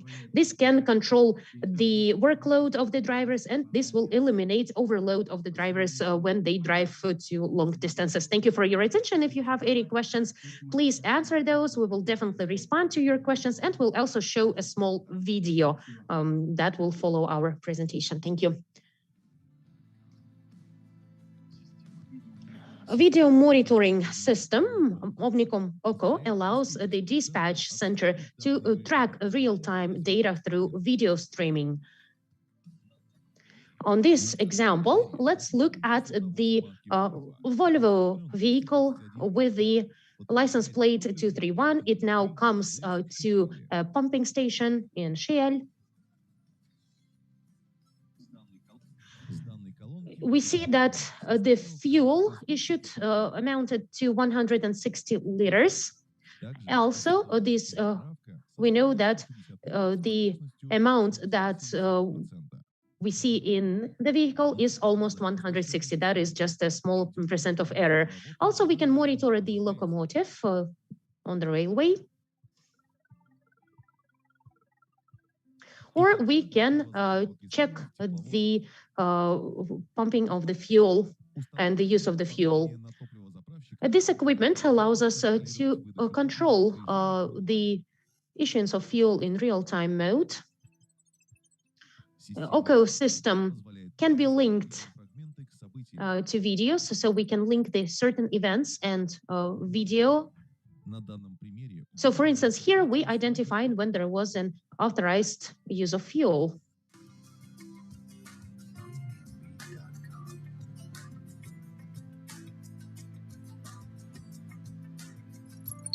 So you can see that 12 liters were stolen, and the system can identify also the location where the vehicle is located and where the violation happened. For instance, this happened on this Tauken site in a specific area. As a result of using this video monitoring system, we were able to reduce our fuel costs by more than 30%. Thank you for your attention. Eric, that was quite interesting. It was an interesting case with good benefits on the project. I know that you also have some plans for the future for this system. Hopefully you will be successful and you will get good results. And hopefully this was an actor in the video, and hopefully this was not the real person stealing fuel in the amount of 12 liters. Okay, thank you. Thank you very much. Yes, with your help, we'll continue moving forward. Thanks. And colleagues, with that, we are moving to the next speaker. You know, numbers, figures, graphs, why are they so important in the business world, in presentations? And one of the reasons would be that the numbers can give us an understanding and insights. No business solution can be created without taking into account key factors that can generate profits and other performance indicators. In other words, the graphs and schedules are a visual representation of our activities and the most important processes in the company. So one of the ways to visualize this information is the dashboard. With a dashboard, you can get an overview in just one slide. So colleagues, let me now give the floor to Mr. Rinat Baysultanov, General Director of BikeNView, and he will make a presentation about the dashboard collection and analysis of production indicators in BikeNView. Hello, dear ladies and gentlemen. It is a great opportunity for me to speak at this forum. I've heard of many interesting projects here, and I would like to share with you our project dashboard with how we collect and analyze production indicators. This idea happened last year, and we have our colleagues come to us and asking or suggesting to introduce this new tool of data analysis, such as machine learning in operational processes. Machine learning is one of the subdivisions of AI, which develops different algorithms in order to learn. We quite like this idea. If we could develop it, we would be able to reduce the time of decision making and improve many other processes. We basically form all of our data in Excel format. And data from paper-based documents is always moved online. Many problems that occur, and they occur for us as well, is the control of data. We had problems because we did not have a unified system of data analysis. And one and the same well could be called in different ways. In order to unify this data, first of all, we wanted to create a unified database we developed different formula for data input that could show the list of wells where the extraction takes place. And then there was no need to put this data manually. This data is now stored in the single database, and all you need to do now is just click once, and then you can have access to this information. Also, I would like to mention that our colleagues from the digital transformation department used our forms, and we did not have to introduce significant changes. And of course, we keep on working on that, and we also develop dashboards. Data could automatically update in dashboard. Once we started to move in toward the clean server model, we then would use the formulas in the database. And all of that is done automatically now. Now, when we create a report, an employee just needs to use the number of well from the drop-down menu. And then the Azure data will follow. Now, this system is a good foundation for our technology people because they can analyze the data, and the system suggests at which wells certain works need to happen. Basically brings up the wells that are most relevant. So this is one of the examples of machine learning. Now, as for the digital generation, that is used in order to make it easier to make decisions. And for example, again, we can get the data about different wells, and we can click and get information, a report over the previous day. Our plan is continue to work in this direction and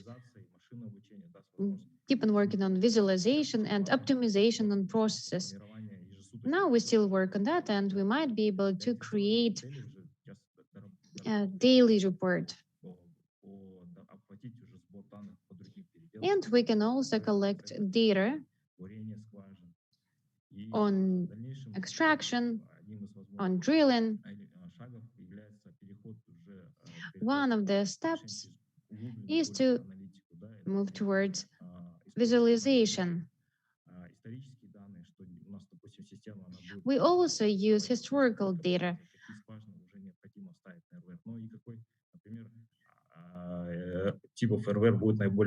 And also we need to see which of the data is going to be most relevant to us. Maybe we need information on maintenance or the intervals in between the maintenance.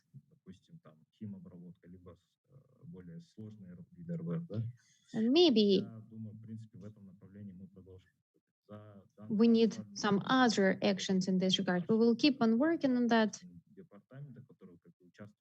And I would like to thank the departments that participate in that. It's Minor Department of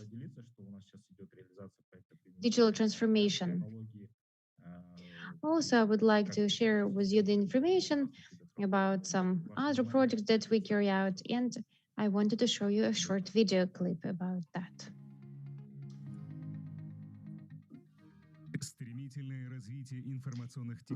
The development of digital technologies in the whole world motivates companies to change their approach to work. ByCan.EU is not an exception. With an implementation of the main priorities of Kazatomprom for 2021, including digital transformation, the production department of Kazatomprom and ByCan.EU jointly implement project of virtual and extended reality for the production needs of the company. This world, the world of VR, is the artificial world, and a person cannot just watch, but also participate in this world. VR creates an illusion for this person, and that allows us to test different solutions. It is a virtual tool that enables us to test different parts of our work. The latest model of goggles are that of Google, and there is no need to connect to outlets. Battery lasts for 6 hours. We also follow the rules of safety when it comes to construction and production processes. We can solve real problems in real time. Thank you for your attention.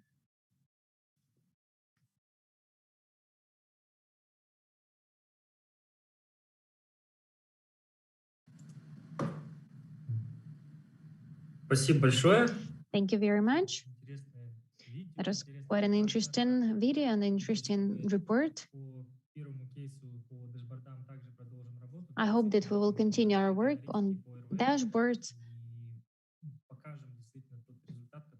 and we will show the result that we have planned initially. With that, we finish block 3 of today's forum. And now we move on to the next block, block 4, operational efficiency.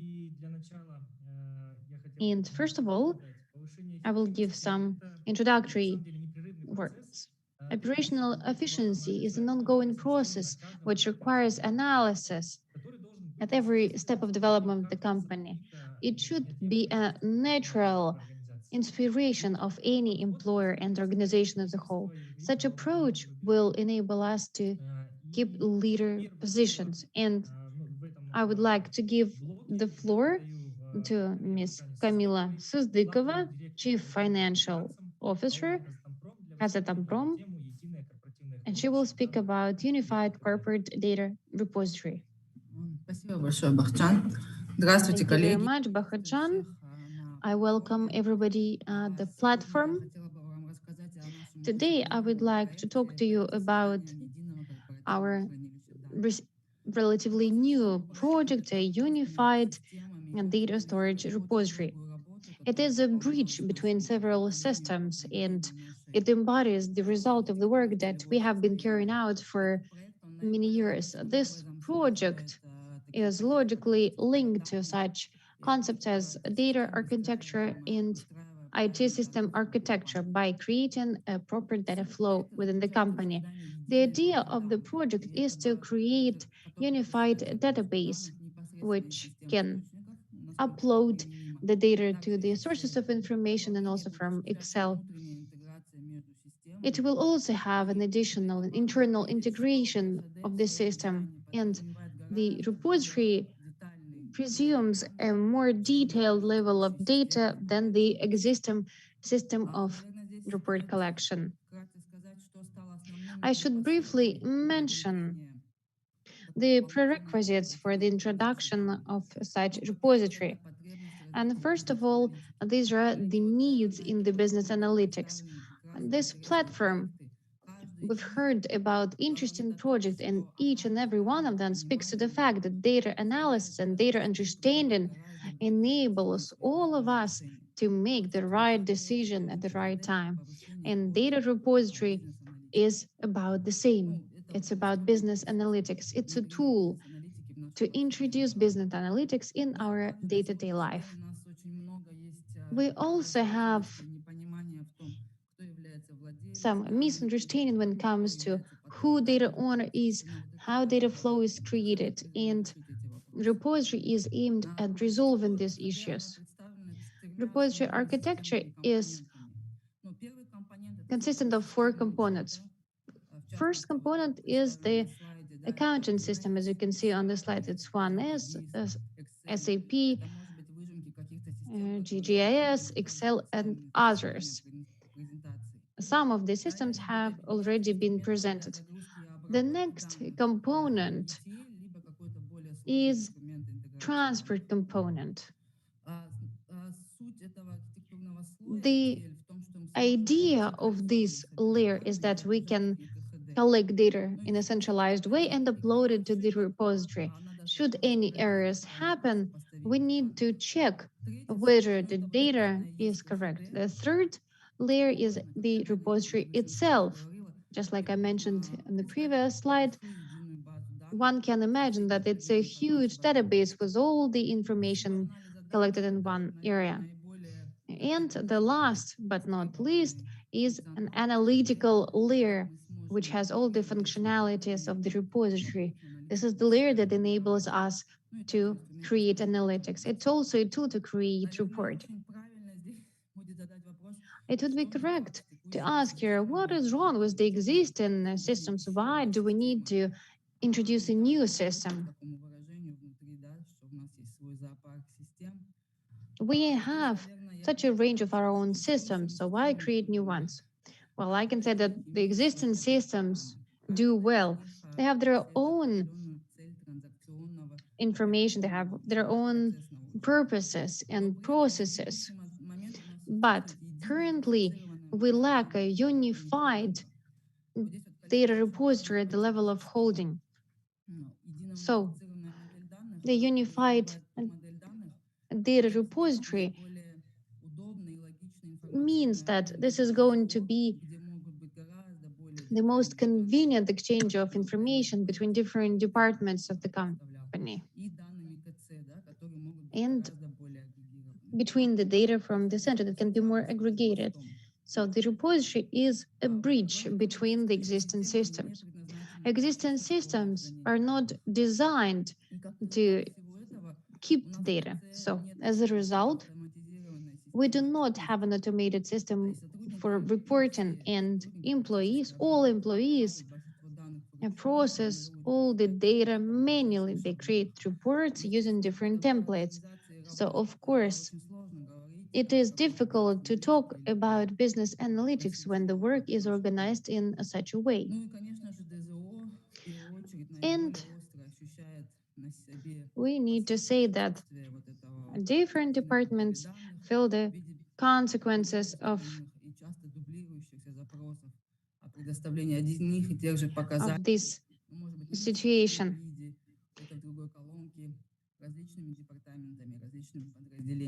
We see that different departments might use different systems.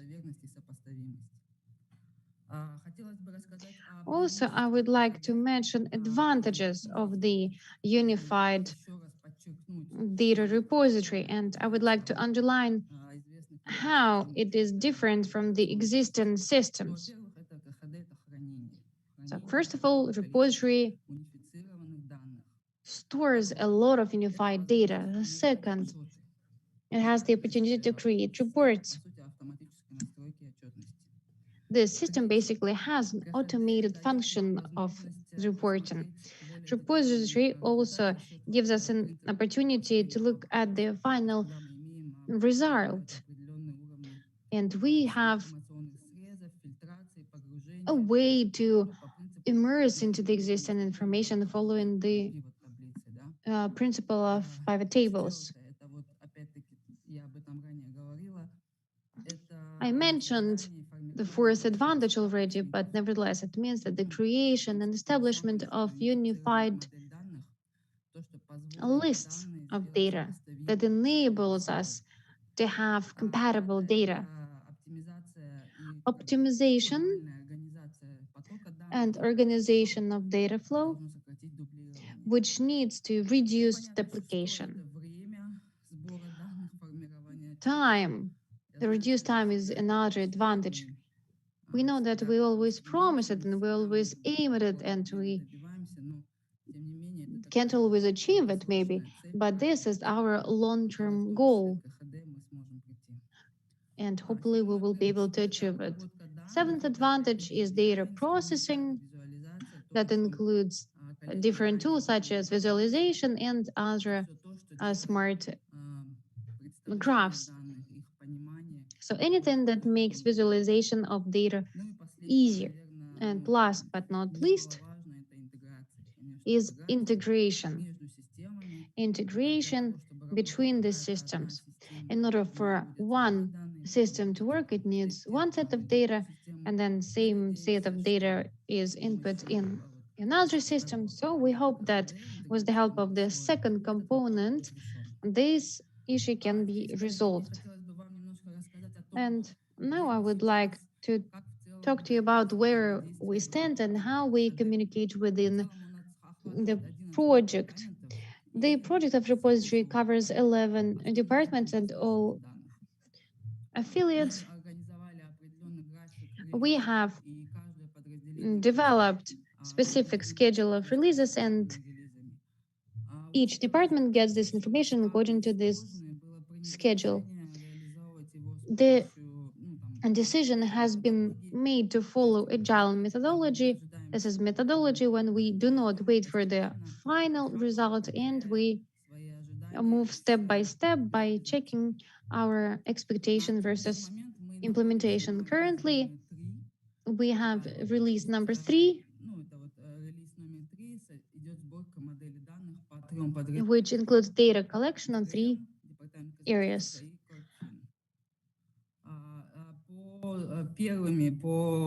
The first wants to model the data where the department to work with personnel, and in August we hope to see an implemented functional of repository in a number of other departments. I would like to share with you some of our plans and show you the project schedule. The project is divided into 4 stages, well, 3 stages and implementation. So development of the project documentation, this is step 1, it has been finalized. Step 2, development of a concept for the project implementation. Conceptual documents have been developed and approved. They might have some changes when they come to the actual implementation. Stage 3 is the most interesting one, it's implementation, and we assume the agile approach will help us in implementing this system in different departments and in uploading data.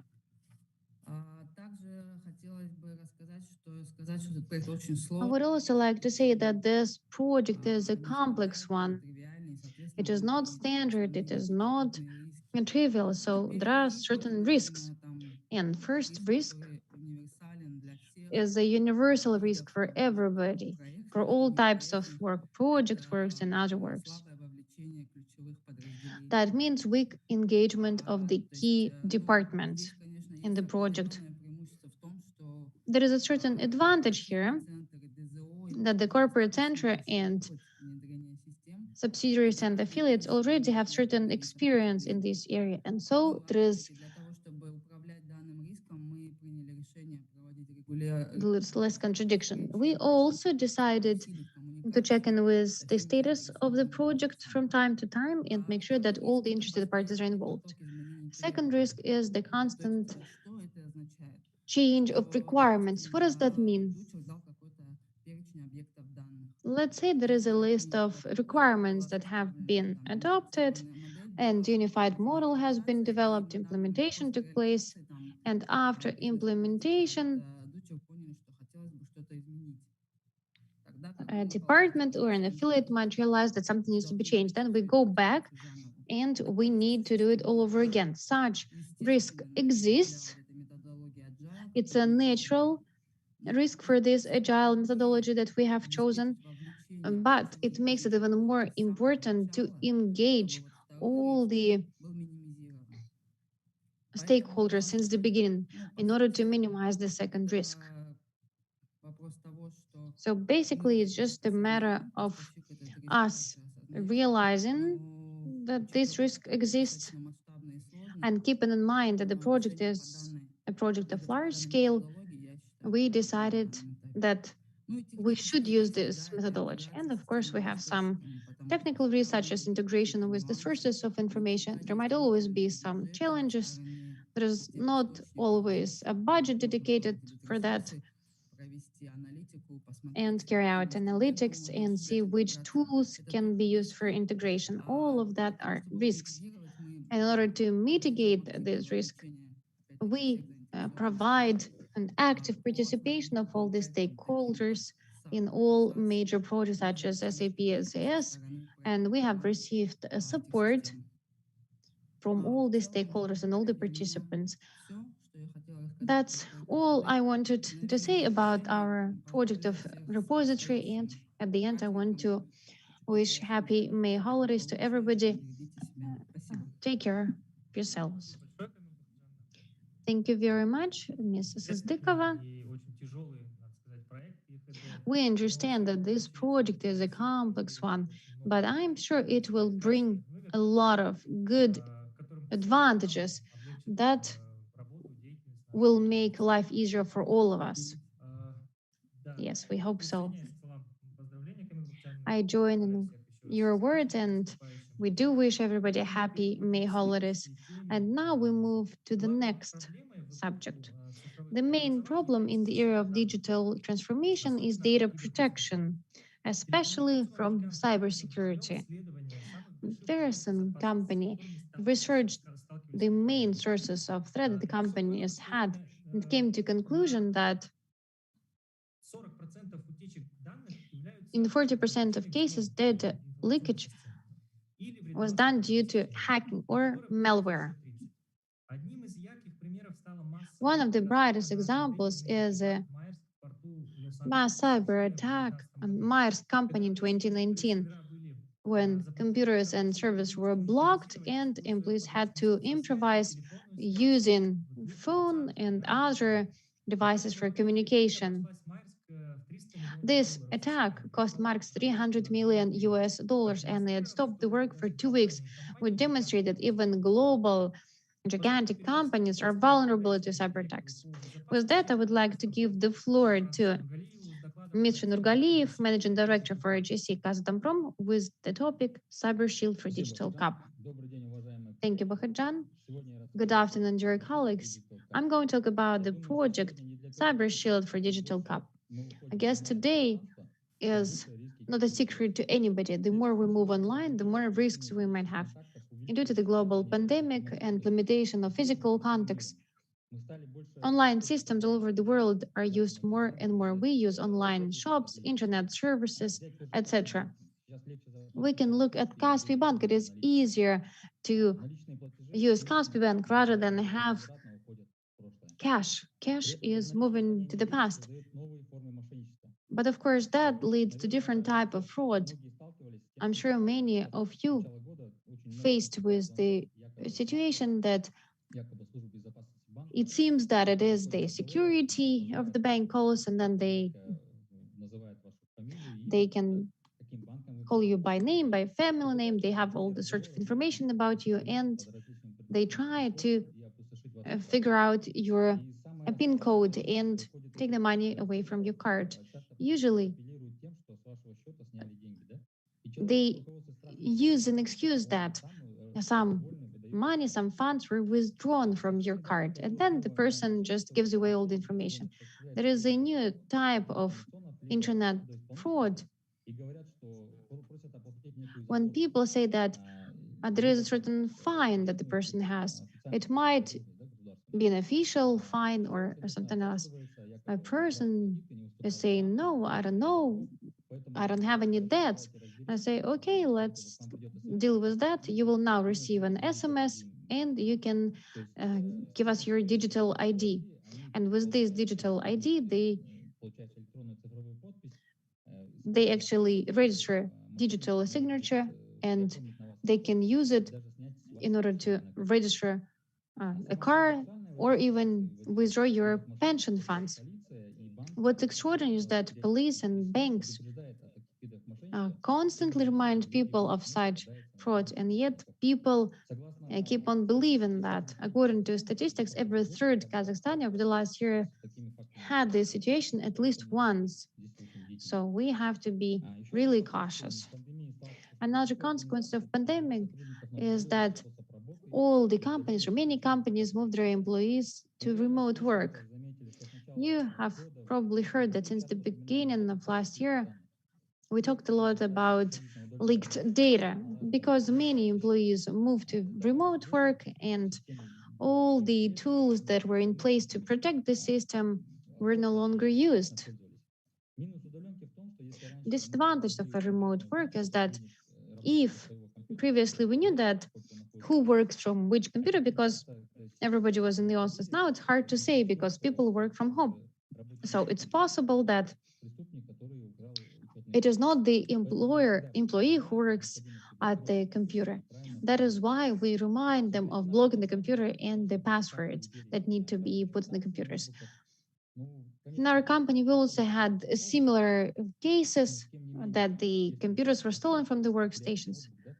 But even if that happens, if you lose a laptop, that happens. So the first thing that you need to do is to inform your employer and security team in order for them to disable your workstation from hosting. The more data is leaked to the cyber criminals, the easier it is for them to put you in the position in which you have to do what they ask. For example, we had such a situation at the end of 2019 in one of the subsidiary companies. A letter came, and all the information within this letter was correct. It was a real invoice with a real amount of money. But thanks to vigilance of one of the people, they noticed that one letter was different in the address. And if it had not been for this person, then the money had been transferred. There are also targeted attacks.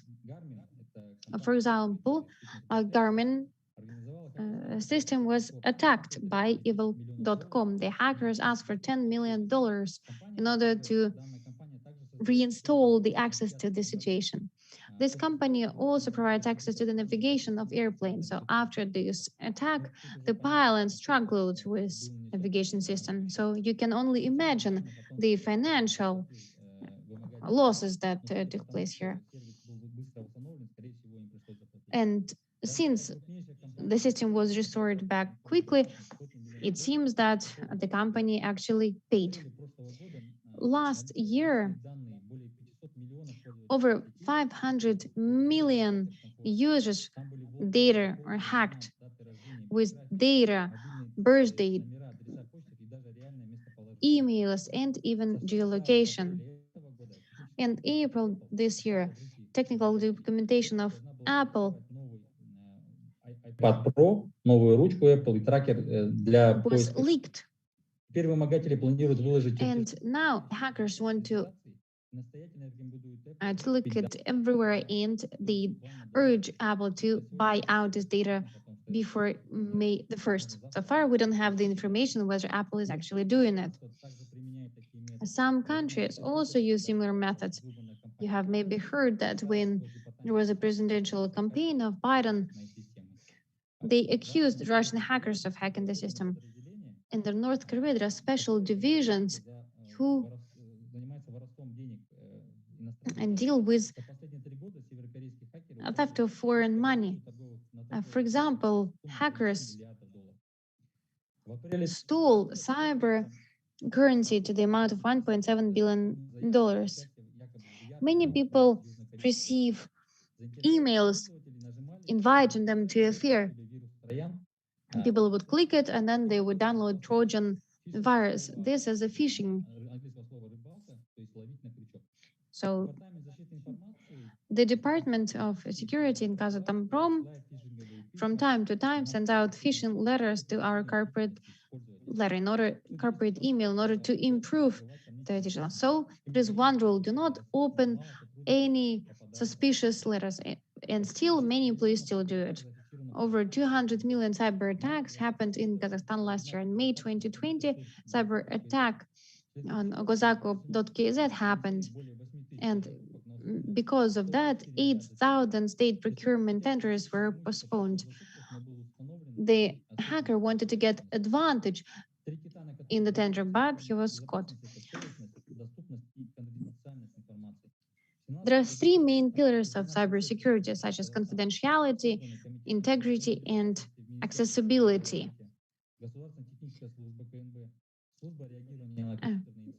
And there are many state bodies who are involved in providing cyber security. We can imagine that it is a multi-layer system. And within our company, we also have the system of cyber security in accordance to international standards ISO 021. In accordance to the existing legislation, CAP is a strategically important object of infrastructure, and it belongs to the category of strategic objects in the country. And our Cyber Shield project is one of the elements of digital transformation. In July last year,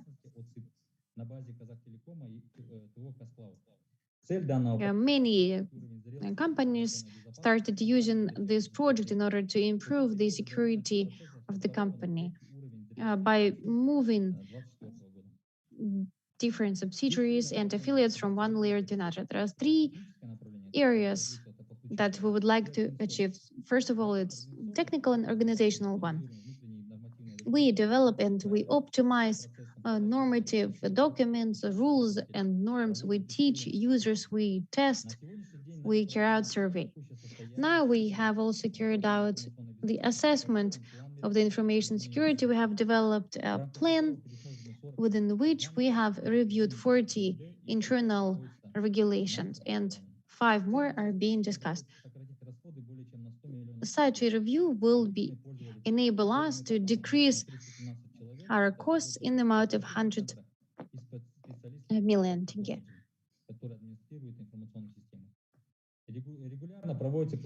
We regularly carry out communication.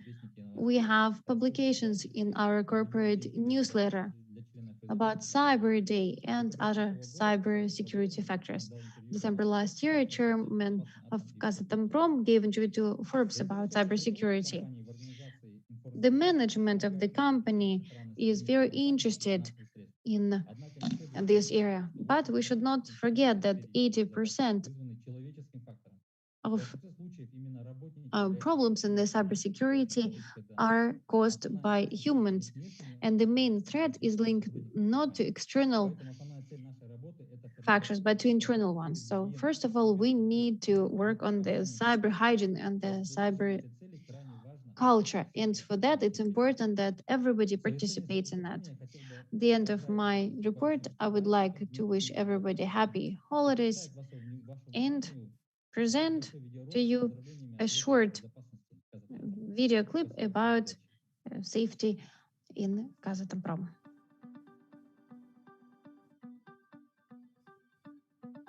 Құрметті достар, діні басқа, тілі басқа, тілегі бір шаңырақтың астында жиналған ұлт өкілдерінің ынтымақтастығы жарасқан. Distinguished ladies and gentlemen, I wish you happy holidays in May.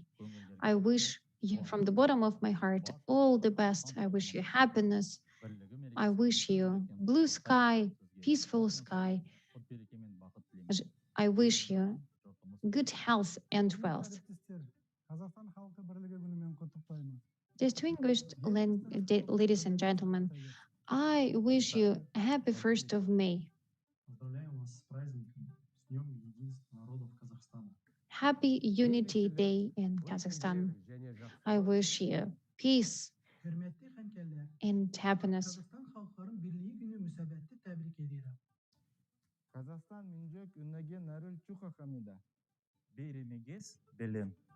Уважаемые коллеги, дорогие друзья, от лица... Dear colleagues, dear friends, on behalf of the multinational department of the company, we wish you all happy Unity Day in Kazakhstan. We wish you health, peace, happy holidays.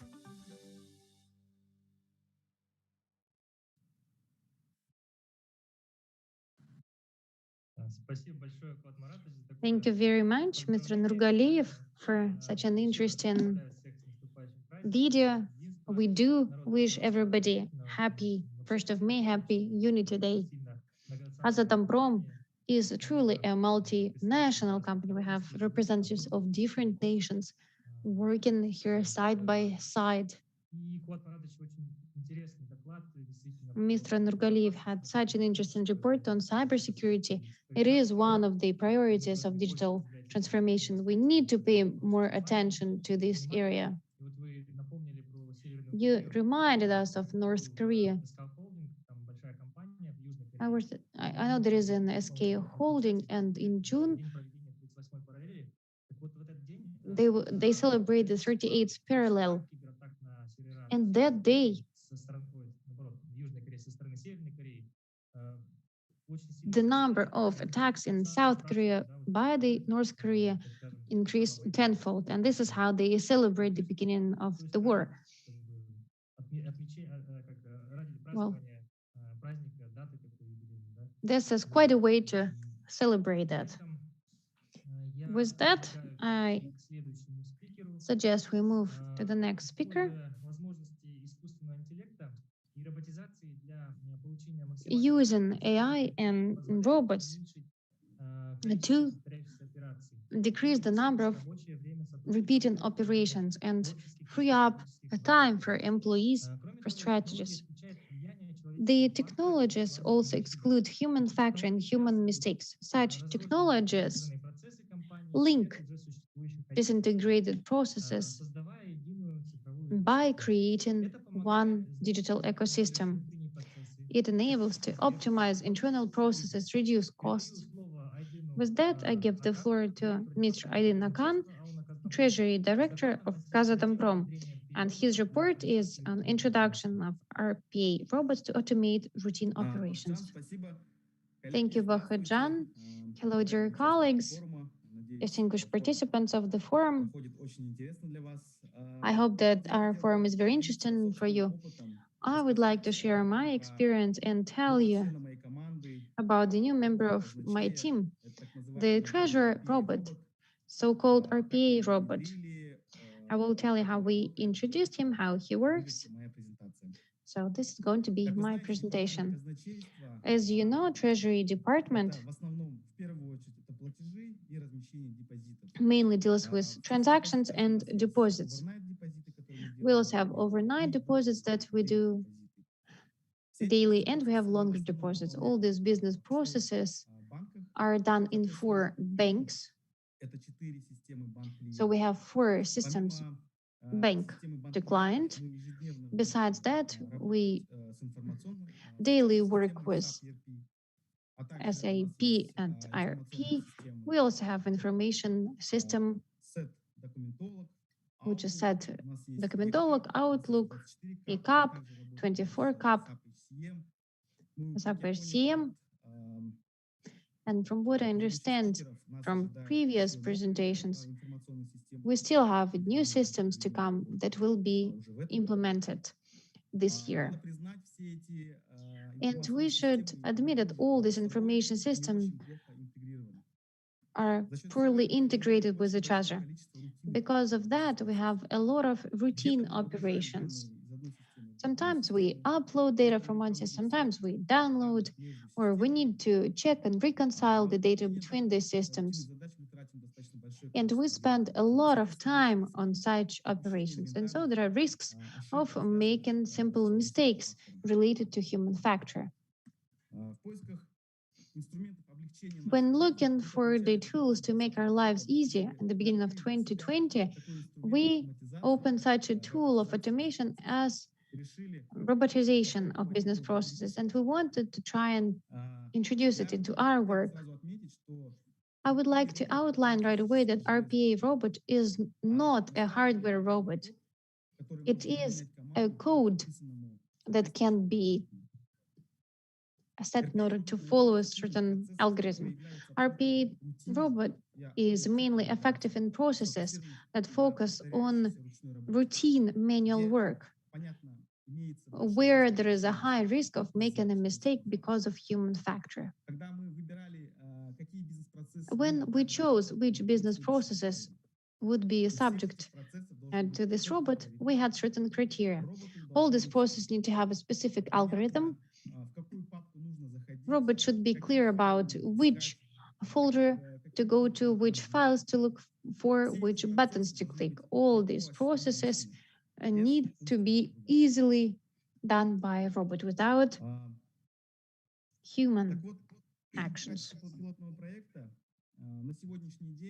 As a pilot project, we have introduced this robot for three functions.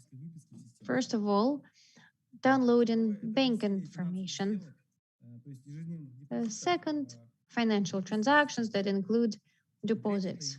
And third, daily information about statistical data on financing to the key figures within the company. And I would like to speak about the last two. So financial transactions in SAP. Usually, treasurer would put all this information manually into the system. Treasurer would spend 30 minutes doing that daily. And there was always a possibility that something would be missed, or maybe it would be uploaded in the wrong way. And then ASAP would not be fully updated. And when we tried to reconcile this data, something would not quite work, and we would need to go back and look for what was missed. So that would require even more time to find a mistake and correct it. I would like to demonstrate a video of how it is done.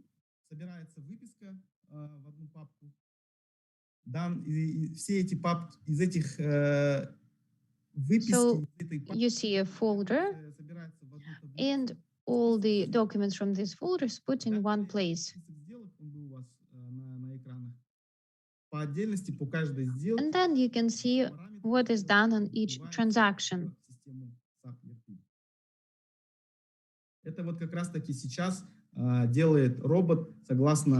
This is what is done by the robot now.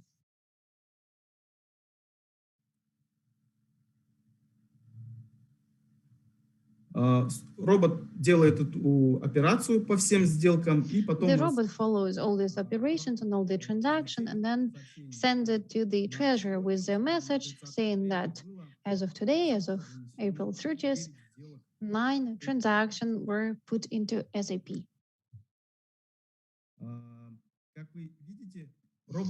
As you can see, robot spent 3 minutes doing that.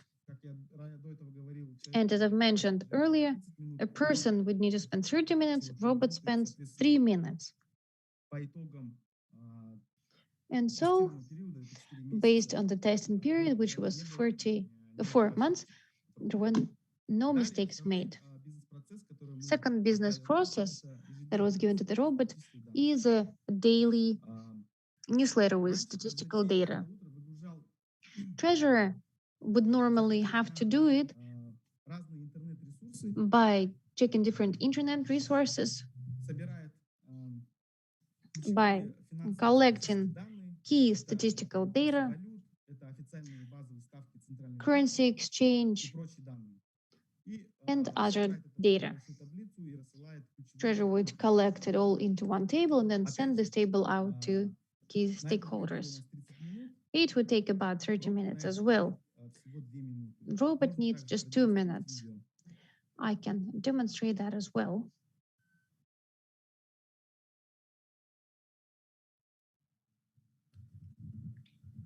Вот вы видите, он заходит на сайт You Bloomberg. can see that the robot goes to Bloomberg website. Then robot goes to the National Bank website, Global Rates website. All the data is collected, compiled into a table. The process happens so quickly and so smoothly that you can't really monitor how this table is compiled. So email is being prepared, and then robot sends this data to the stakeholders.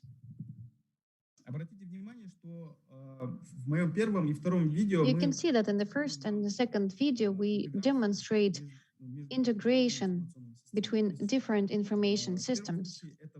In the first case, it was integration between the bank and client, and the second case, it is integration within the external information resources with Outlook. And you can see that robot sends it to the key stakeholders. Going back to the previous presentation of Mr. Nurgaliyev about security of all these processes, I would like to say that as of now, the robot does not connect to the RPA system. It is the treasurer who connects to the RPA system, and then based on that, the robot creates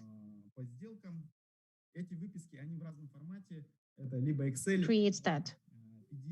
Maybe in Excel or PDF, the robot can read this information. We have certain ideas and goals to teach the robot to get into the bank and client system. It works.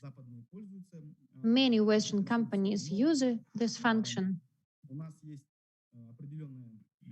But we have certain bureaucracy in this area. We need to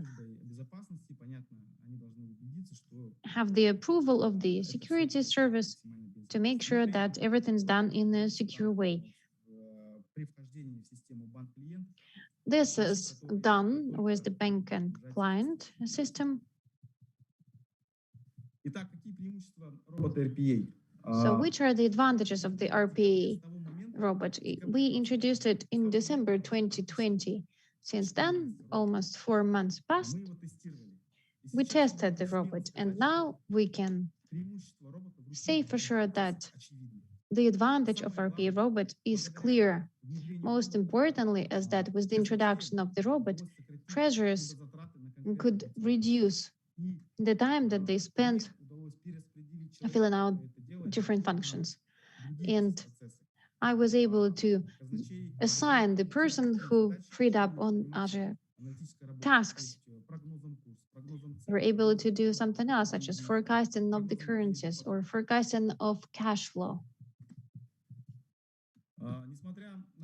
And despite the fact that it is widely used in Western companies, for the Treasury Department, it is a pioneer. And as far as I know, Kazna does not have such robot either. We had a number of factors to consider.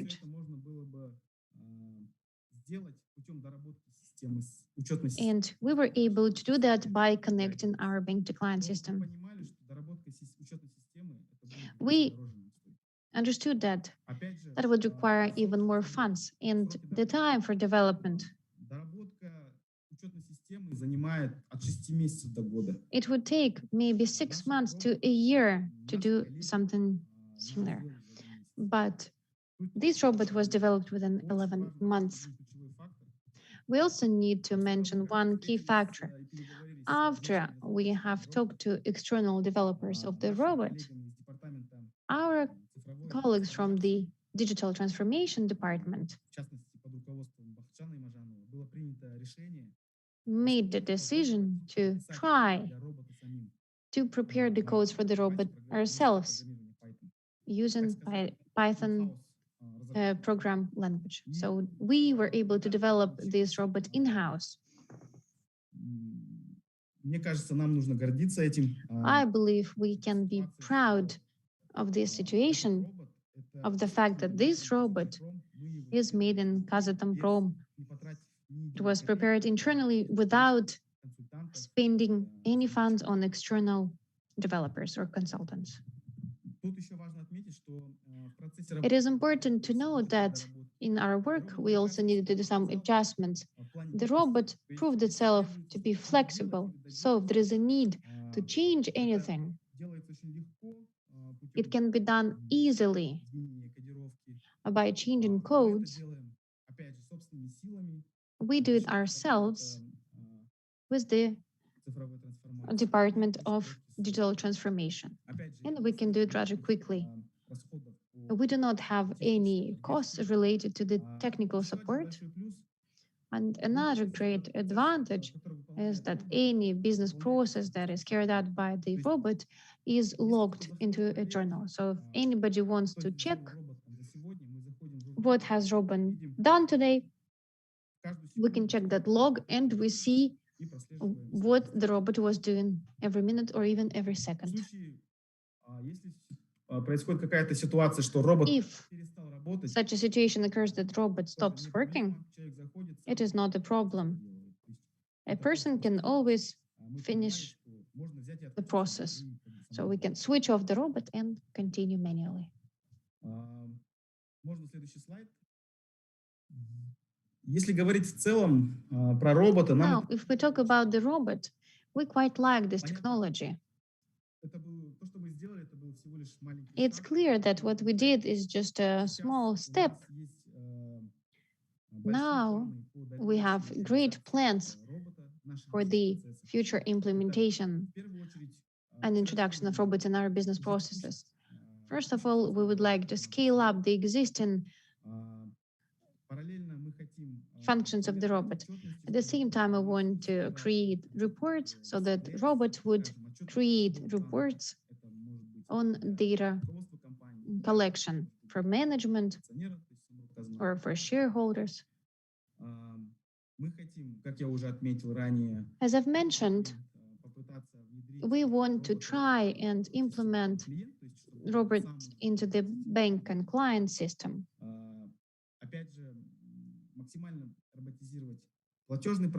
We also want to automate payment process and also reconciliation of invoices or violation of terms of payments. When it comes to newsletter, we can do that easily. We can send out any report automatically without involving people.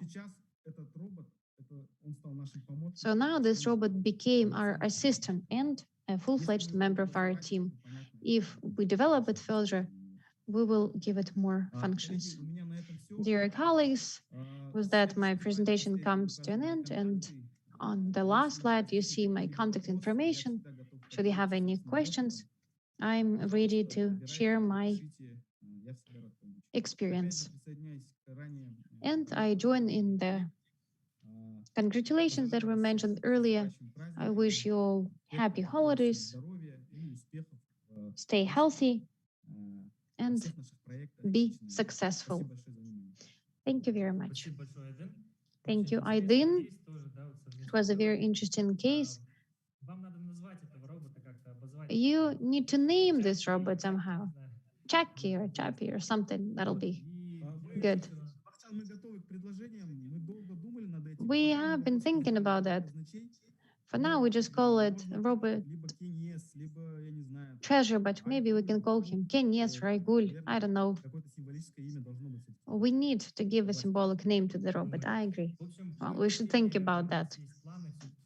We do have further plans to develop robot. There is a company, technology, and I know that many people have already started with this company, and we would like to streamline this process so that bottleneck stop being this bottleneck and that all these routine operations could be done automatically. We want to work on this process.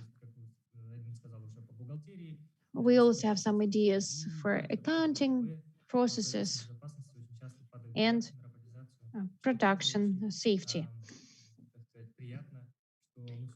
So it's good that we have implemented this digital idea of digital transformation, and we started somewhere. Dear colleagues, with that, we finish our part with presentation. We spent more than 2.5 hours.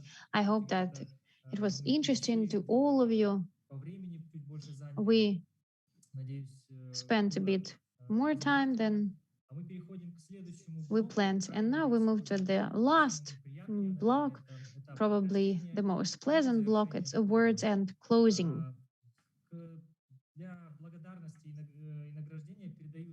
Now I would like to give the floor to Beksultan Bekmuratov, Chief HR and Communications Officer Kazatomprom.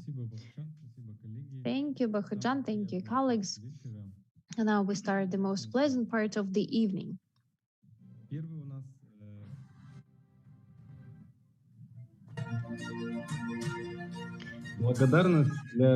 We award a letter of recognition for their contribution to CUP technology. Dear colleagues, congratulations. For contribution to the digitalization, we award letter of recognition the following affiliates and subsidiaries.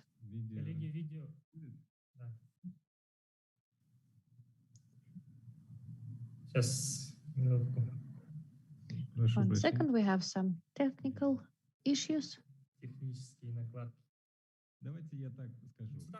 I will just say that we award Karatau, Harsan Yu, Ortalyk, Akpak, Semizbay, and Zarechny.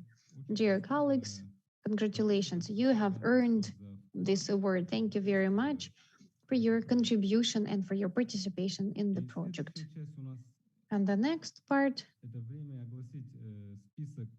is time to announce the results of the annual Digital Transformation Portfolio Competition 2020. I remind you that this competition was approved in December 2020 in order to motivate employees and in order to stimulate other employees to participate in this event.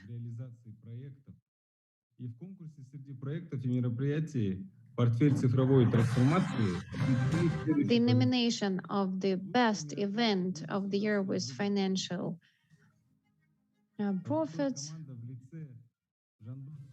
goes to Jandos Apayev, Telman, Orazbayev, Nartai. Congratulations, dear colleagues. Nomination Best Project with Quality Results.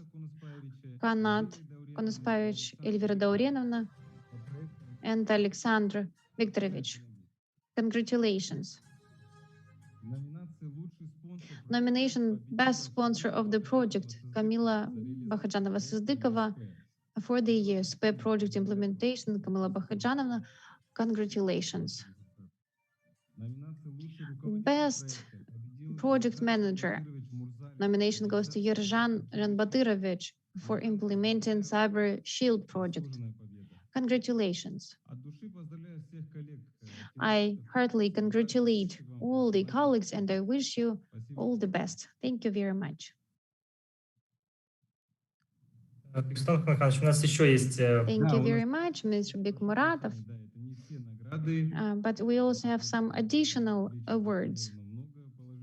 We have planned a lot of awards tonight. And I will now move to the awards of the subsidiaries and affiliates in digital transformation in 2020.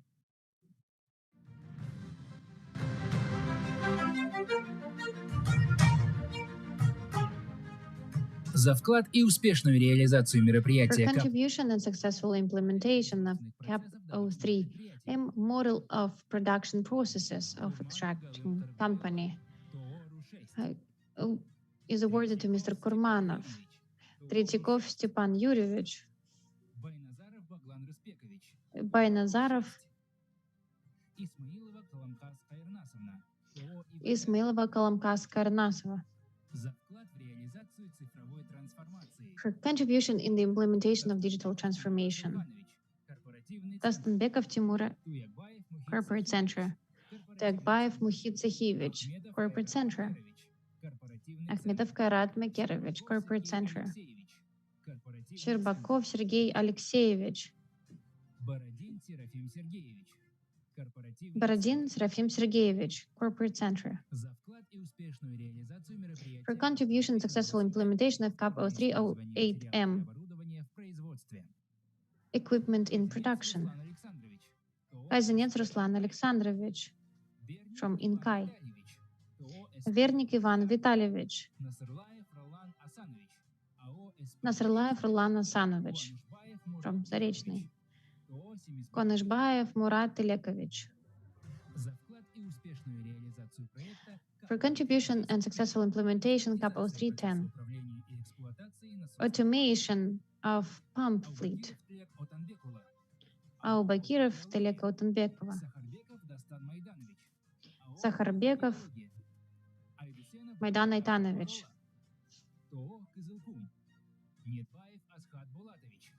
Недбаев Асхат Булатович, to Khorasan Ю. Shakirov Хязбек Нарасанович. Жутикбаев Азамат Бакенбаевич. Contribution and successful implementation CAP 0309M. Improvement of quality of planning and maintenance of technological equipment. Kim Sergey Vyacheslavovic. Сецко Евгений Николаевич. Ержанов Мурат Байзакович. Костаев Алмаз Талгатович. Ельчанинов Андрей Борисович. Остапенко Евгений. Курмашев Азамат Дюсингалиевич. For contribution and successful implementation CAP 0301P. Introduction of monitoring system. Abov Bikbol Amanjolovich. Люtikov Anatoly Евгеньевич.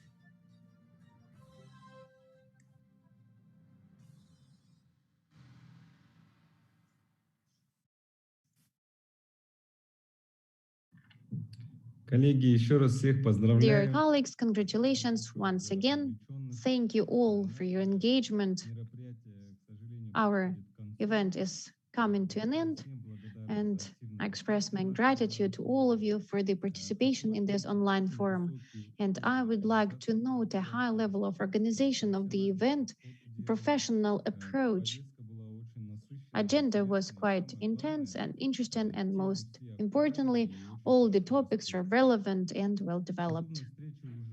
Similar meetings have become a tradition for all of us, and they motivate our employees for the implementation of new projects. They raise awareness of other participants of the event. So we're going to continue with such events, and I hope that we will be able to do so offline, face-to-face. Thanks to all of you for participation.